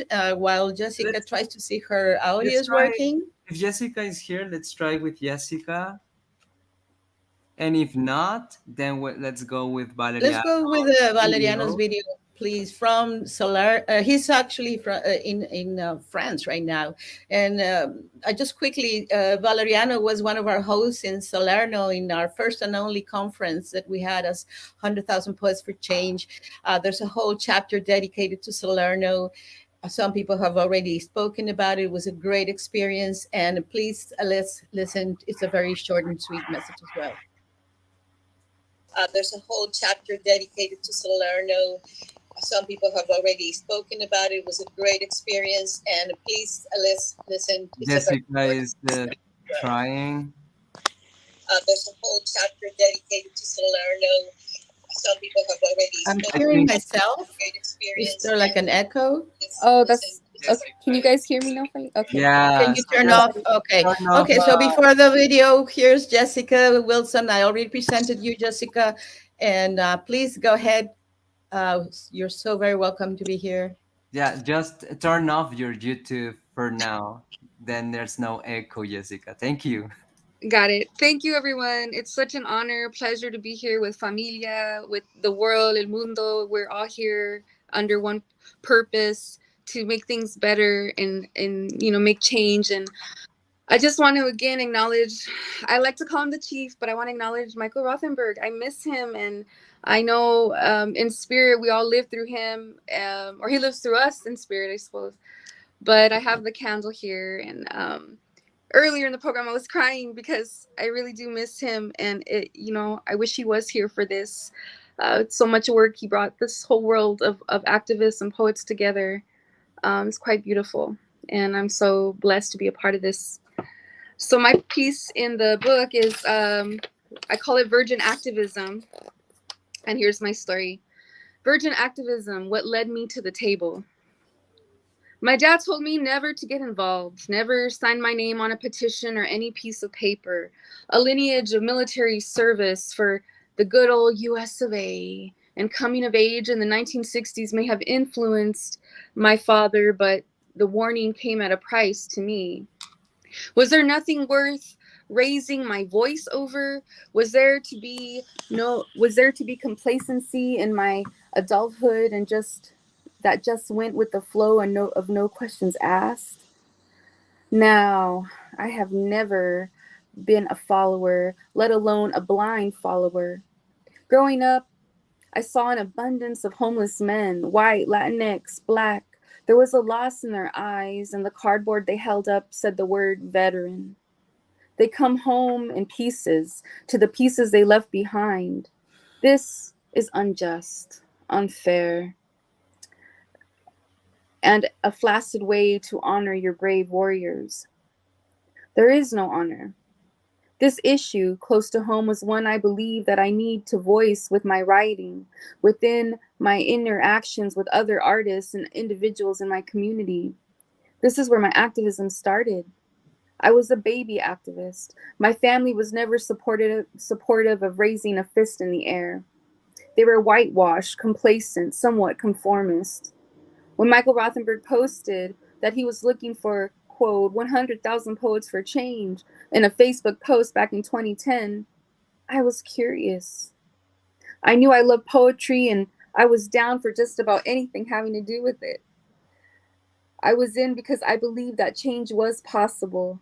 And I also joined because deep down inside, I was hoping to help stir up some shit. And Rothenberg was offering me the chance on a global level. I didn't know where the event was going, but my energy was at 100%, and I joined 100 TPC in Los Angeles, California. I was paired up with the Los Angeles poet icon Yvonne de la Vega Presente. She was incredible, a stunning woman with determination. She was definitely a leader. She was a seasoned activist and was at the forefront of LA's Occupy movement. I felt empowered to see her organize what she dreamed up as a huge poetry festival that included all the houses of poetry in Los Angeles, or as many as would commit. It was my first time participating in a poetry festival, and definitely my first time behind the scenes creating one. I am so grateful to Yvonne for all that she taught me. I learned from her, and she scared the shit out of me. Her determination and no-nonsense demeanor was commanding. I idolized her so much. I didn't want to piss her off. As an artivist, educator, and poet, I choose to dedicate my word to those who are not allowed to share, not allowed to speak due to government suppression, intimidation, or punishment. I rise up, and I know when I rise, others rise with me. When I speak, I am speaking for those who cannot share at this time. My activism continues for U.S. veterans, for those killed by cops, which we continue to see over and over, that our justice system does not hold justice for victims of police. My activism is for immigrants and innocent children being detained by ICE. Poetry is my gift, and I will use it to continue sharing the truth and shed light on it over and over again. Thank you for giving me this opportunity. I'm so honored to be in this libro. I cannot wait to hold it and smell it. Muchas gracias, Jessica. Michael Rothenberg, presente. Eso. Muchísimas gracias, Jessica Wilson. It's really nice having you all and nurturing all these seeds of poetry, action, and activism all around the world. Of course, this candle is for Michael Rothenberg, who is present here in our hearts, in this book, in our poetry. Thank you so much. So, Pilar, now we are going to introduce Doris Davenport, who is here joining us. And Doris starts. Hey, Doris. Hey, Nice Pilar. to meet you, finally. Hello, Pilar. Hello, Canuto. Hey. Doris, could you turn off your YouTube for a moment, please? Turn off my YouTube. Okay. Closing it. Yeah. Oh, yeah. wait. Okay, I got it. Let me do this. I see. Turn that off. Gone. Right? Thank you so much. Okay. I think maybe other like Facebook or something is an echo. No. It's open. No, thank you. So Doris is collaborating in this chapter, Continuity Learning from COVID. As you can see, is talking more about how years were happening and we were stick to participate and keep all together working for our communities. The chapter of Dorothy, Doris, is just for one day. Let me tell you more about Doris. Doris Diosa Davenport is a traditional Cherokee homelands, from traditional Cherokee homelands in U.S. is a 70-plus-year-old writer and performance poet, a freelance lesbian feminist visionary, PhD from USC in African American literature, working on her 13th book of poetry. Just received a really good grant from Alternate Roots for her 2023 TPC project. Welcome, Doris. Please share us more about Just for One Day. Okay. Thank you. Since you asked, I guess I will. Thank you. I have written and edited and trimmed it down to get it down to 2 minutes, right? Well, of course, listening to everyone else talk, I'm thinking, no, I have to change this, but I'm going to try to do both. I'm going to stick to it. First of all, greetings in all the languages of our book, which I don't speak except in my heart. Greetings from my magical traditional homeland of the Cherokee peoples, colonized by Europeans as Northeast Georgia, USA. I am Doris Davenport. I am 74 years old. I am an activist, writer, performance poet, and an LGBTQIA+ member. And I think that last is really important to say. I think who and what we are needs to be acknowledged, said aloud, and then we need to see how and where we connect to the oppressive isms all around us. And so I encourage us all to begin there. I am so happy and grateful to be here with admiration and gratitude for Michael and for Terry. When I first learned about this project, I harassed them both. I kept asking, can I use the logo? Can I make a t-shirt? Can I make anyway? And I'm very grateful to our 3 book editors, Pilar, Lisa, and Canuto. As soon as I did order my book, I felt just as I think Rita said, just holding the book made me very happy, and I immediately ordered 3 more. I have participated in this event since 2011. I have had varying degrees of success involving people, and in my essay on page 244, I briefly list some areas that I think could improve our events for everyone. And one of them is to, as I said, acknowledge who and where we are. But anyway, I'm reading from the end of my essay now. So what I saw about this project was the visions of infinite possibilities of global change.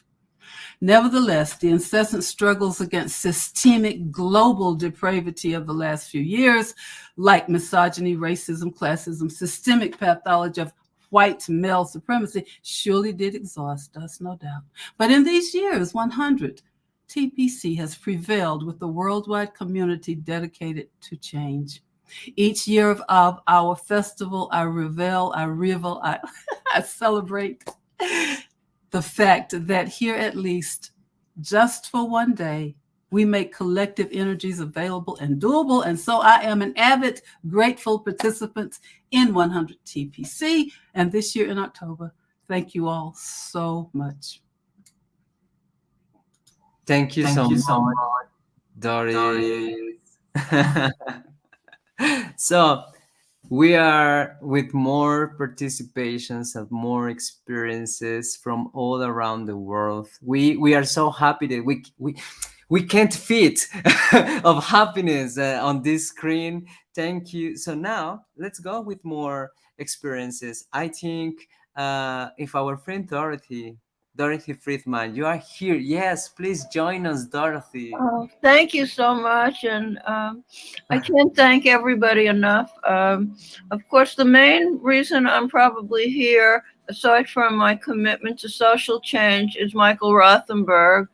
And it's very hard for me to think about anything else but Michael, other than the reasons, you know, we want social change in the world.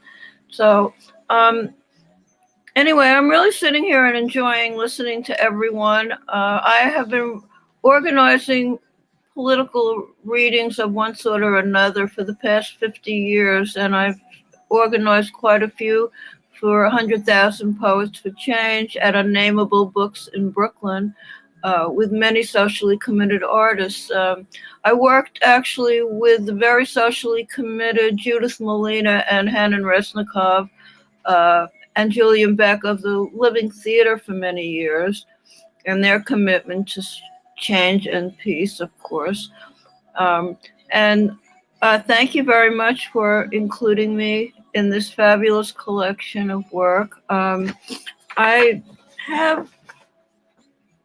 have a short poem relevant that I would like to read, which is called As If.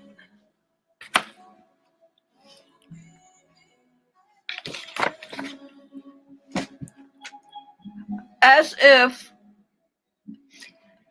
if the children in Afghanistan are not our children, as if the marches hadn't already happened, as if we are not echoing Vietnam and Nagasaki, as if we can escape our own brutality, as if the Israelites weren't fleeing to Jerusalem, as if the world weren't coming to an end, as if meditation were the answer, or medication or mediation, as if living simply were the answer, or singing or worshiping Buddha.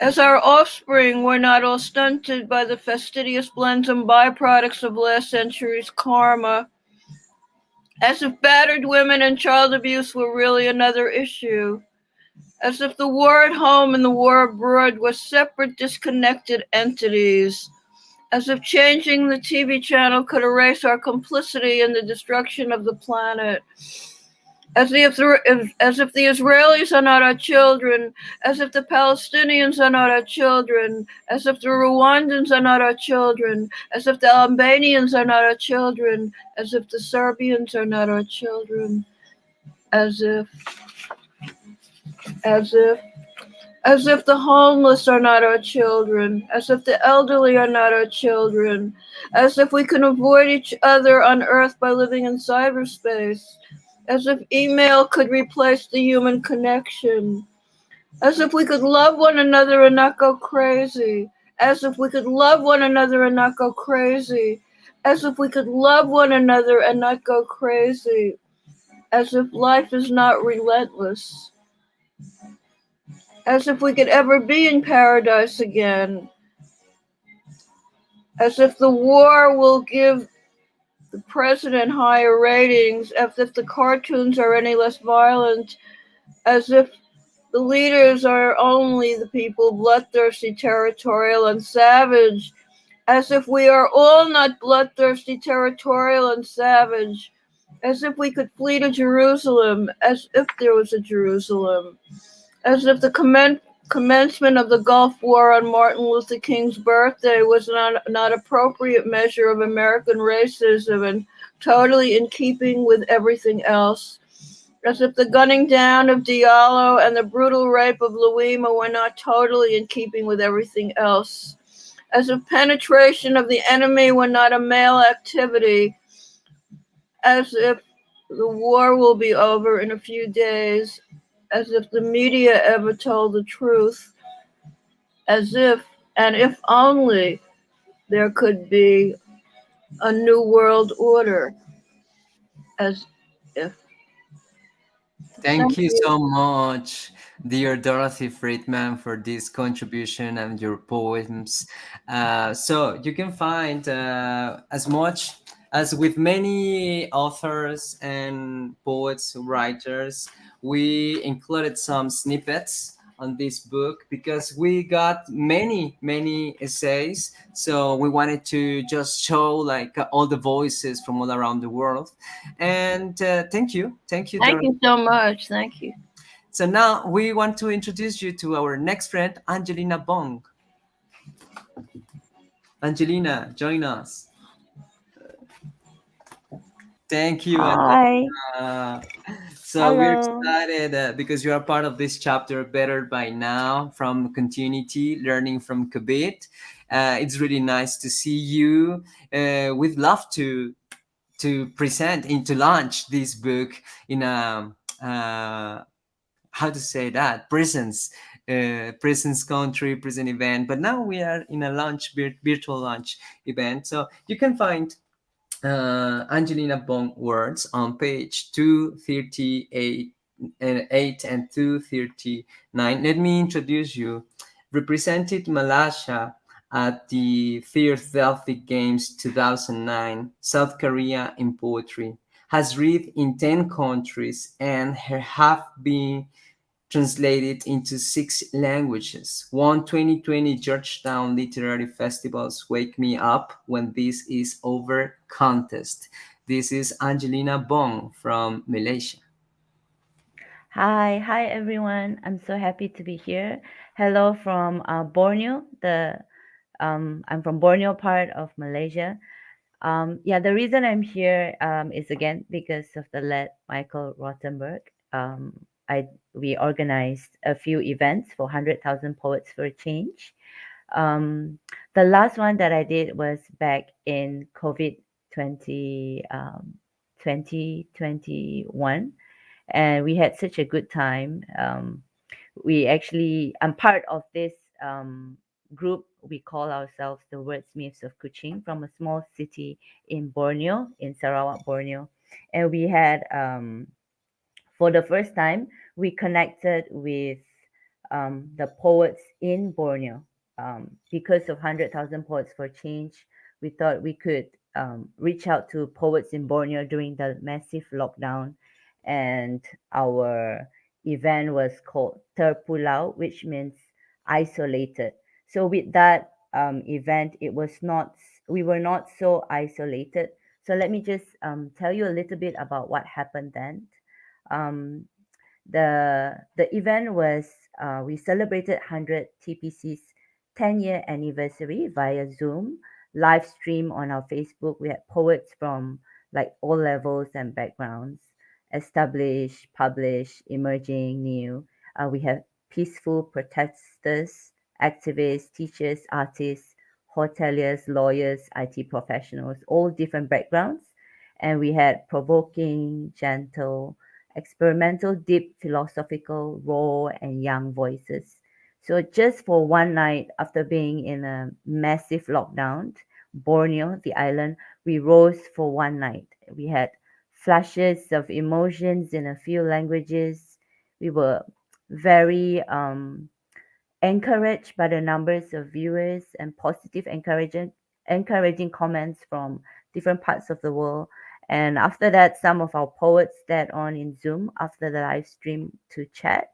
Some of us exchanged numbers. We had new friendships that were formed in the midst of all these beautiful poems. So my heart was very full in organizing this part of this 100,000 Poets for Change.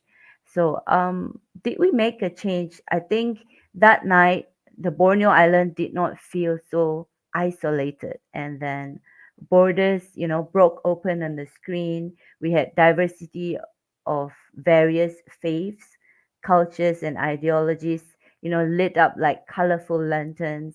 And I think it was fitting for an anniversary. And I think we managed to had Michael to give us comments and stuff. So COVID at that time felt very far. And I think it's the beginning of a new connection driving through Borneo, because before this we were all in our own groups.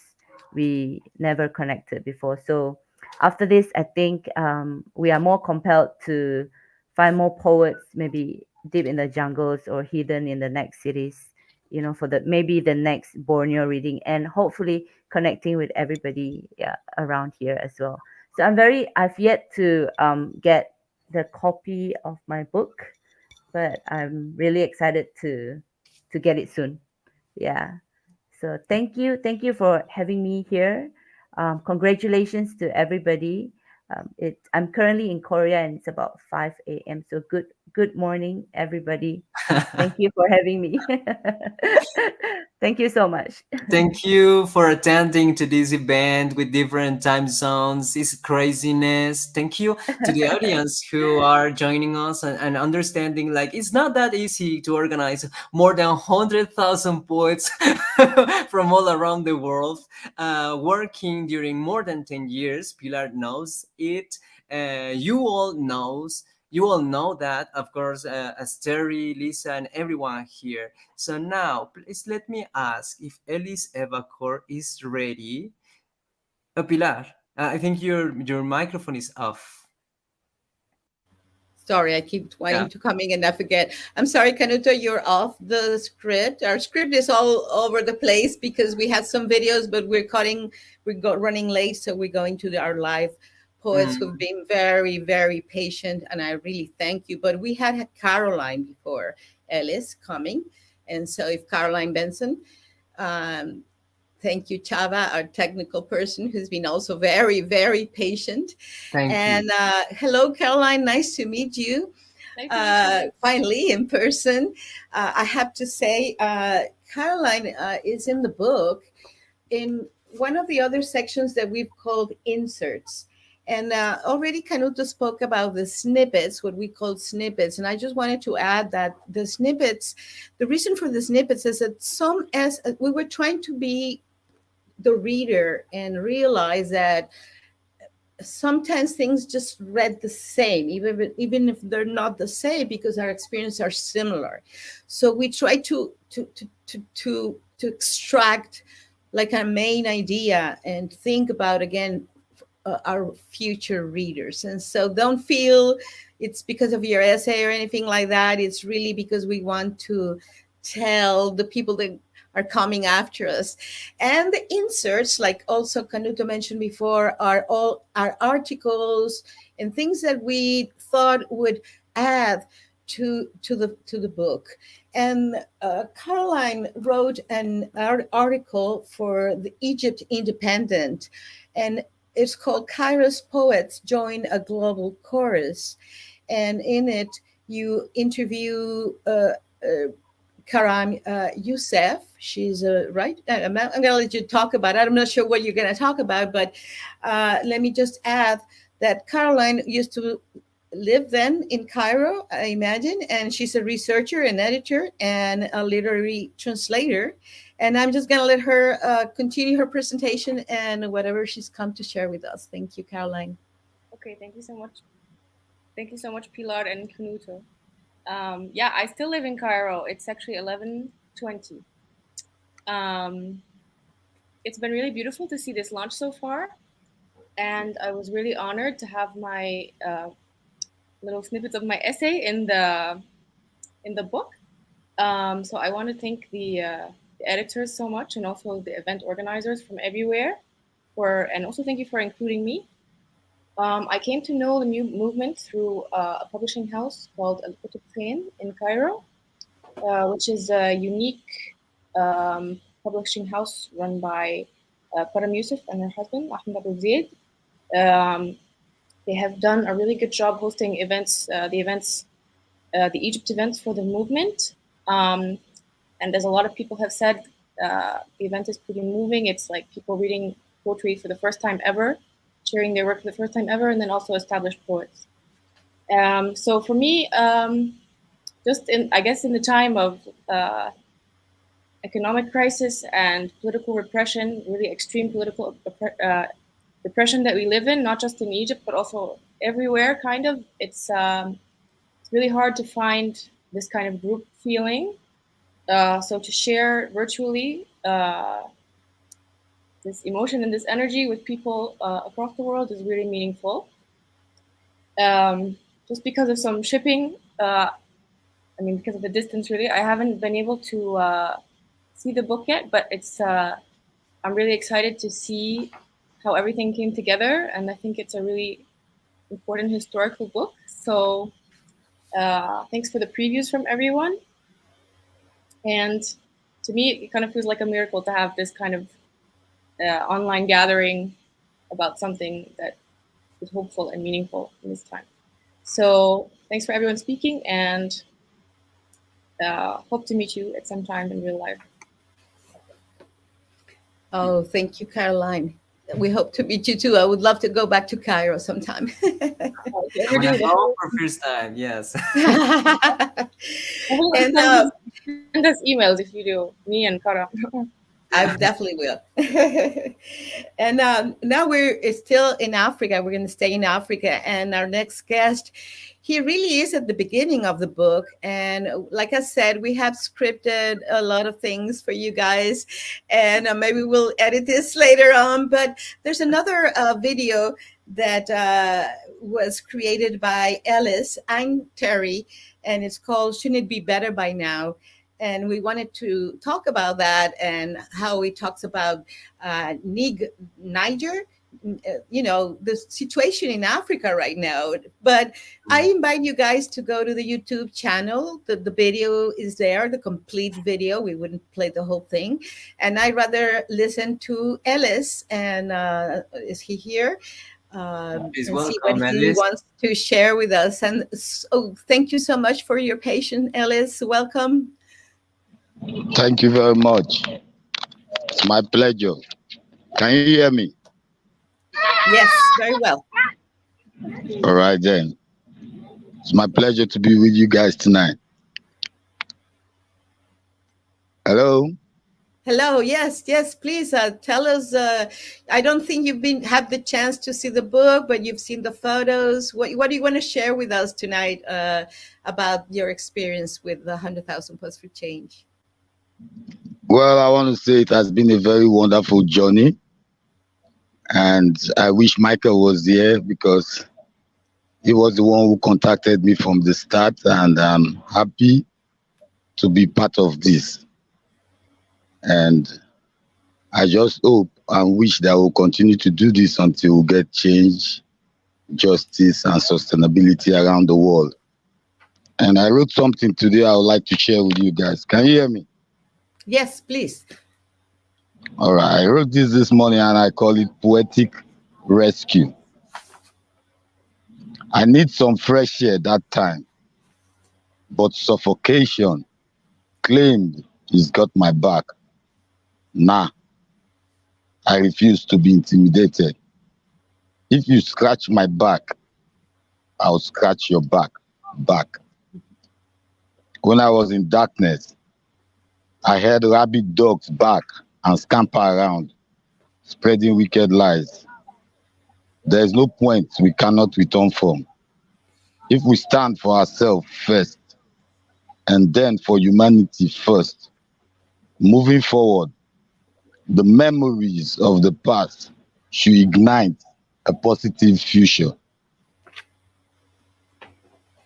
No matter how in contrast it is with the present reality, dream positive, dream wild. Dare to live in a world created from your own imagination, against all contention. My soul needs to be saved, but I cannot do it alone. Can we please together save all our souls? Can we please together with our words, our music, our dance, our art, our policies, our actions, demonstrate empathy and make our world a better place, a safe haven? In all of this, reading and writing poetry saved me. 100,000 poets for change worldwide. Ooh-ha! Thanks for having me. Thank you, Ellis. And I want to bring online on screen Terry Carrion, because again, we've gone off script, and we wanted, she needs to leave, and we're about to end. We have a few, one more presentation and a video coming, but Terry, please share with us. I'm sorry.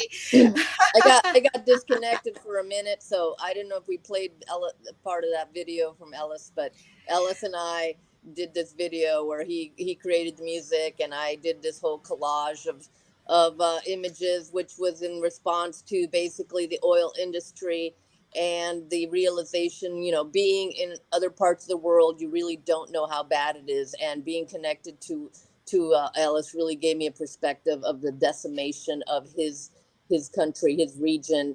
And so that was a real inspiration to be able to do that with him. And that's really what I wanted to talk about. And then I think we were going to maybe talk about, read a poem to a child a little bit, which was the other part, the later initiative that Michael also spearheaded, mainly in part to the fact that his son, Cosmos, overdosed, and he felt compelled to do something that had to do with children and poetry.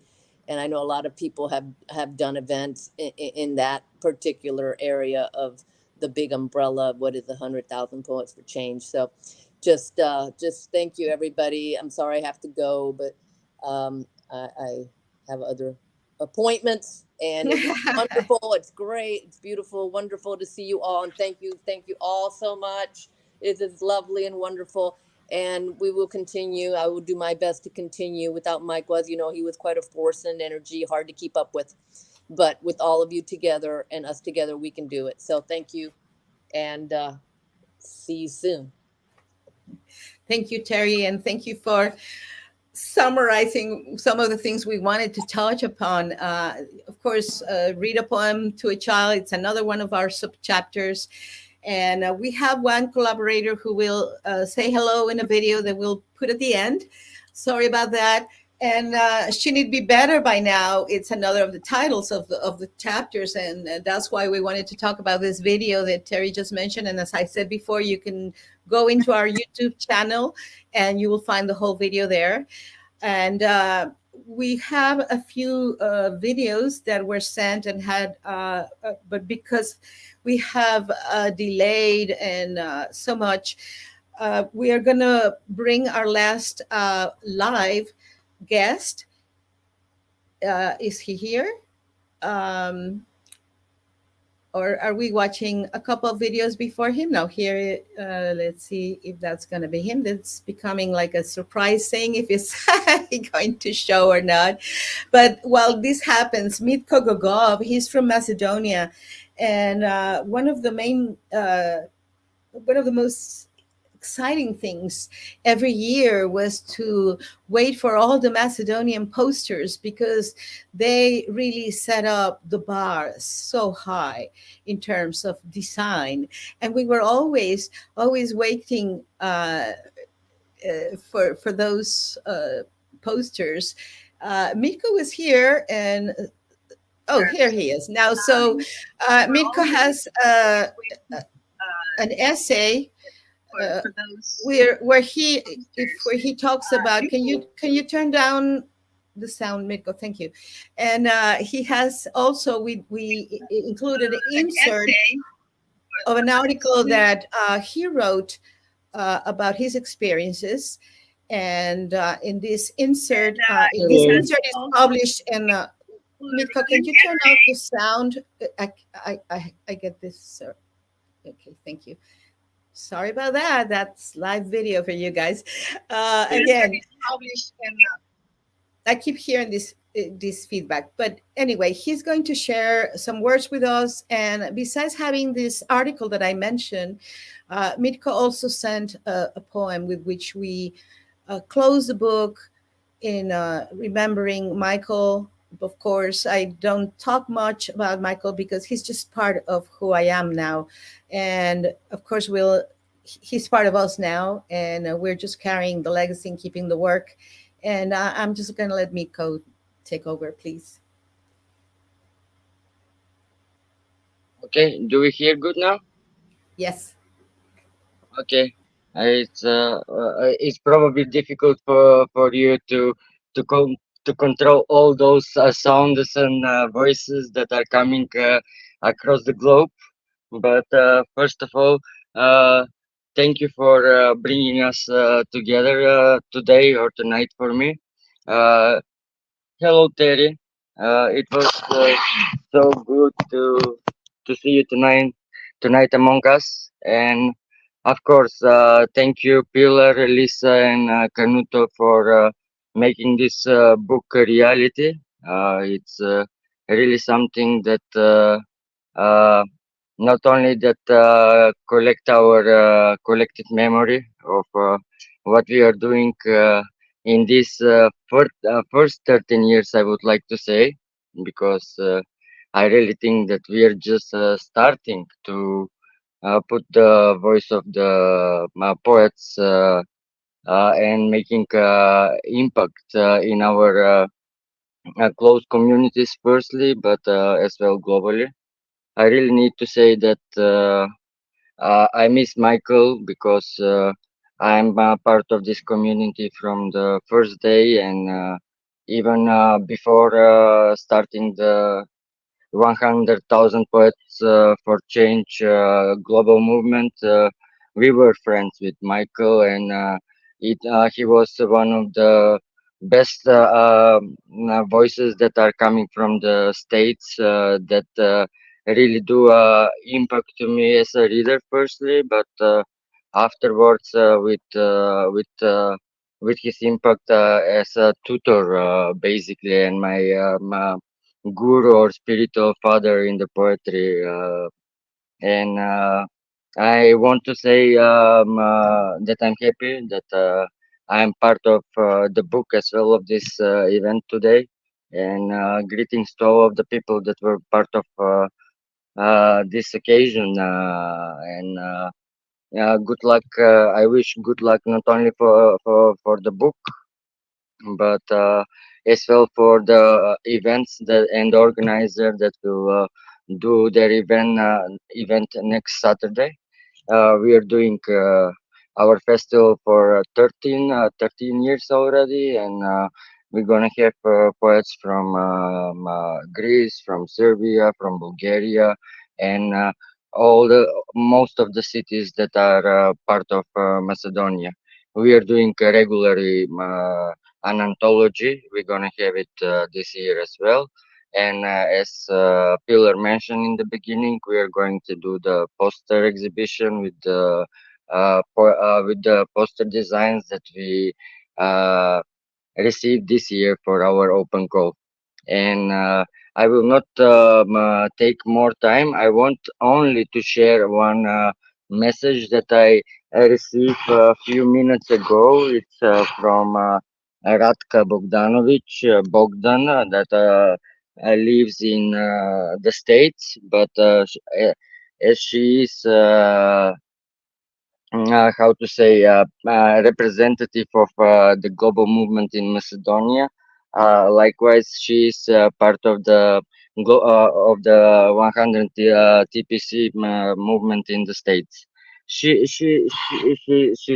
wrote me only short message, and maybe this will be accepted that the message from Macedonia is that we love you, and as more as we are able to grow and to continue to spread the message of peace, justice, and sustainability. If the road takes you to Europe or to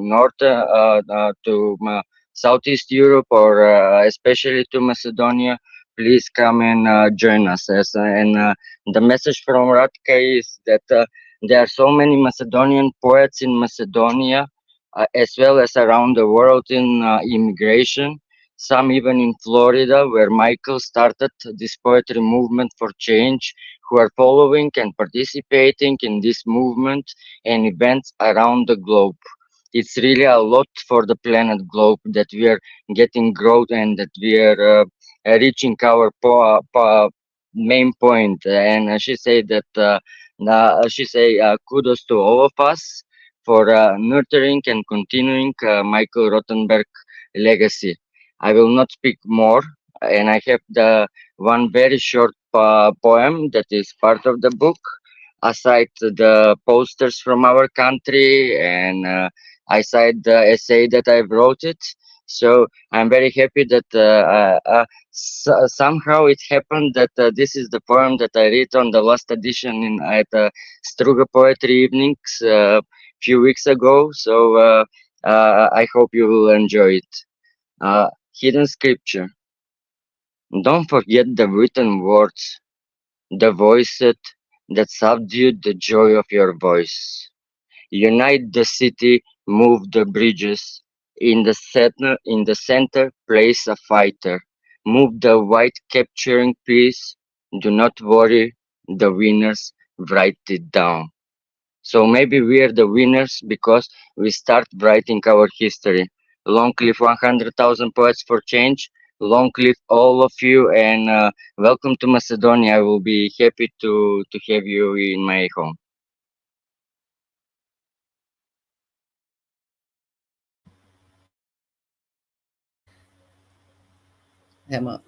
Sorry, clicking on mute and muting myself at the same time. We're almost at the end. We want to thank all of the live poets. Lisa and Canuto are here to say goodbye. And we are going to play, after we say goodbye, right, 3 more videos. Yes, and hopefully I think we'll try to, maybe we can edit the show that will flow a little better and you can rewatch it later on.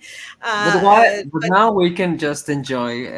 Yes, thank you so much. Thank you, everyone. It was inspiring and wonderful. So nice.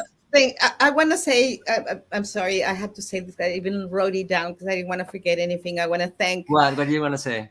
I want to thank everybody. Well, I want to say, please, this book is for everybody, is for libraries. It has a resource section, a great index. You can find the poet you're looking, or the city you're looking for, really quick. And so we just want you to be happy as we are of having achieved this. I want to thank, of course, Lisa and Canuto, because without them, this wouldn't have happened. I want to thank Michael and Ferry and all of you guys in the movement, everyone who sent an essay, those who helped review the book, and those who are supporting our efforts by buying it. I want to thank Chava, our tech person, for his patience. And finally, like somebody already said, we have to keep doing the work. It doesn't matter if it's not called 100 Poets for Change. Our work, you know what it is, poets. And thank you so much. And thank you, Pilar, because you were our fearless leader in the editorial team. If does everyone know that Pilar designed the book? She made it look the way it does. The colors, the way she organized the chapters. So we are eternally grateful to you. Thank you. Please get it. Yes. Go to Amazon, find our book, and then ask for shipping. There is shipping from all around the world, so you will enjoy it. As many people said during this streaming, this is a book about history. The history will make together to happen. Of course, it doesn't matter if this art and activism is named 100,000 Poets for Change, but it's really beautiful dream to think that once we will be more than 100,000 Poets for Change, as Michael Rothenberg had dreamed once. So let's see the next videos. Yes? Yeah, now all I want to say, our next 3 videos are from very special people, Valeriano Forte, Siobhan McMahon, and Farouk Bouzala. They are essential part of the movement and of this book. And thank you so much, everyone. We'll be continuing. Love you all. Queridos amigos poetas, estoy feliz de que en este día importante para el movimiento de los 100.000 poetas por el cambio es para la memoria de nuestro querido amigo Michael y la fuerza de sus sueños. Por desgracia, las injusticias perpetradas por los poderes fuertes del mundo no se detienen y deberíamos seguir elevando nuestras voces para todos aquellos que no tienen la posibilidad de hacerse oír o incluso de ser vistos por los demás porque son invisibles. En este día tan importante, el mundo ciertamente no es el mismo, gracias al trabajo de Michael y Terry y de todos nosotros. Luego está el reciente lanzamiento del libro del movimiento y de sus primeros 10 años de actividad. Y creo que es algo muy, muy, muy hermoso. Y gracias a Pilar, Lisa y Canudo. Os abrazos a todos, a Terry, y viva la poesía, siempre.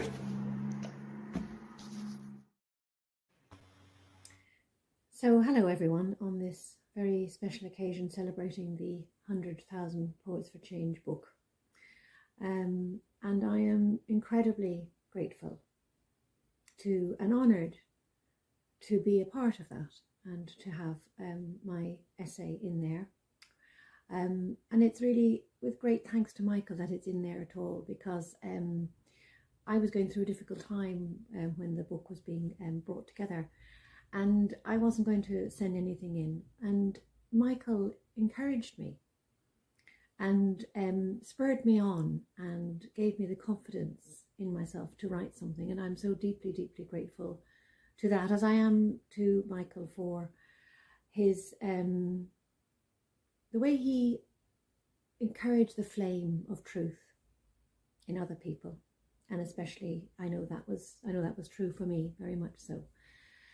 So deeply grateful to be a part of this extraordinary movement, and to have known, however briefly, the flaming spirit, extravagant, beautiful spirit that was Michael. So I thought I'd do a little tiny poem called Fragment, which seems apt. Fragment. Listen, the whole world is calling out to you, pouring its crazy music through the holy temple of your own body. Listen, you know the tune. Rise up, set out. We know the way home. God bless.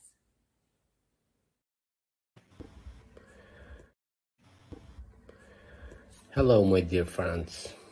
I would like to give greetings to all the participants of this great an important event in which we promote this book that documents the 10-year activity of 1,000 Poets for Change with diverse cultural activities by artists from different countries of the world. First, I want to thank the editorial group of this book, Pilar, Lisa, and Canuto, whom we meet in Salerno. And then the men who united us all around this organization, the founder Michael Rosenberg and Terry Carrion. As we know, Michael has been no longer with us physically, but spiritually, he lives in our hearts. I know how difficult it is compile such a book where the material must be collected carefully, then selected, arranged, and prepared for printing. I congratulate them for their tireless work and the will to publish such a book that will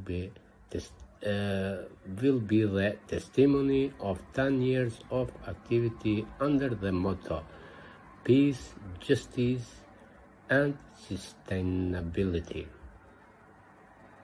I feel proud to be part of this initiative and part of this group of good people who try to contribute as much as they can for the good of society and humanity. I wish that these activities do not stop and that all of us follow and realize the project that Michael started and left to us to continue. Finally, I want to thank all of you who are part of the 1000 Poets for Change with the desire and will to continue this activity in the future. Peace and love to all of you. Thank you.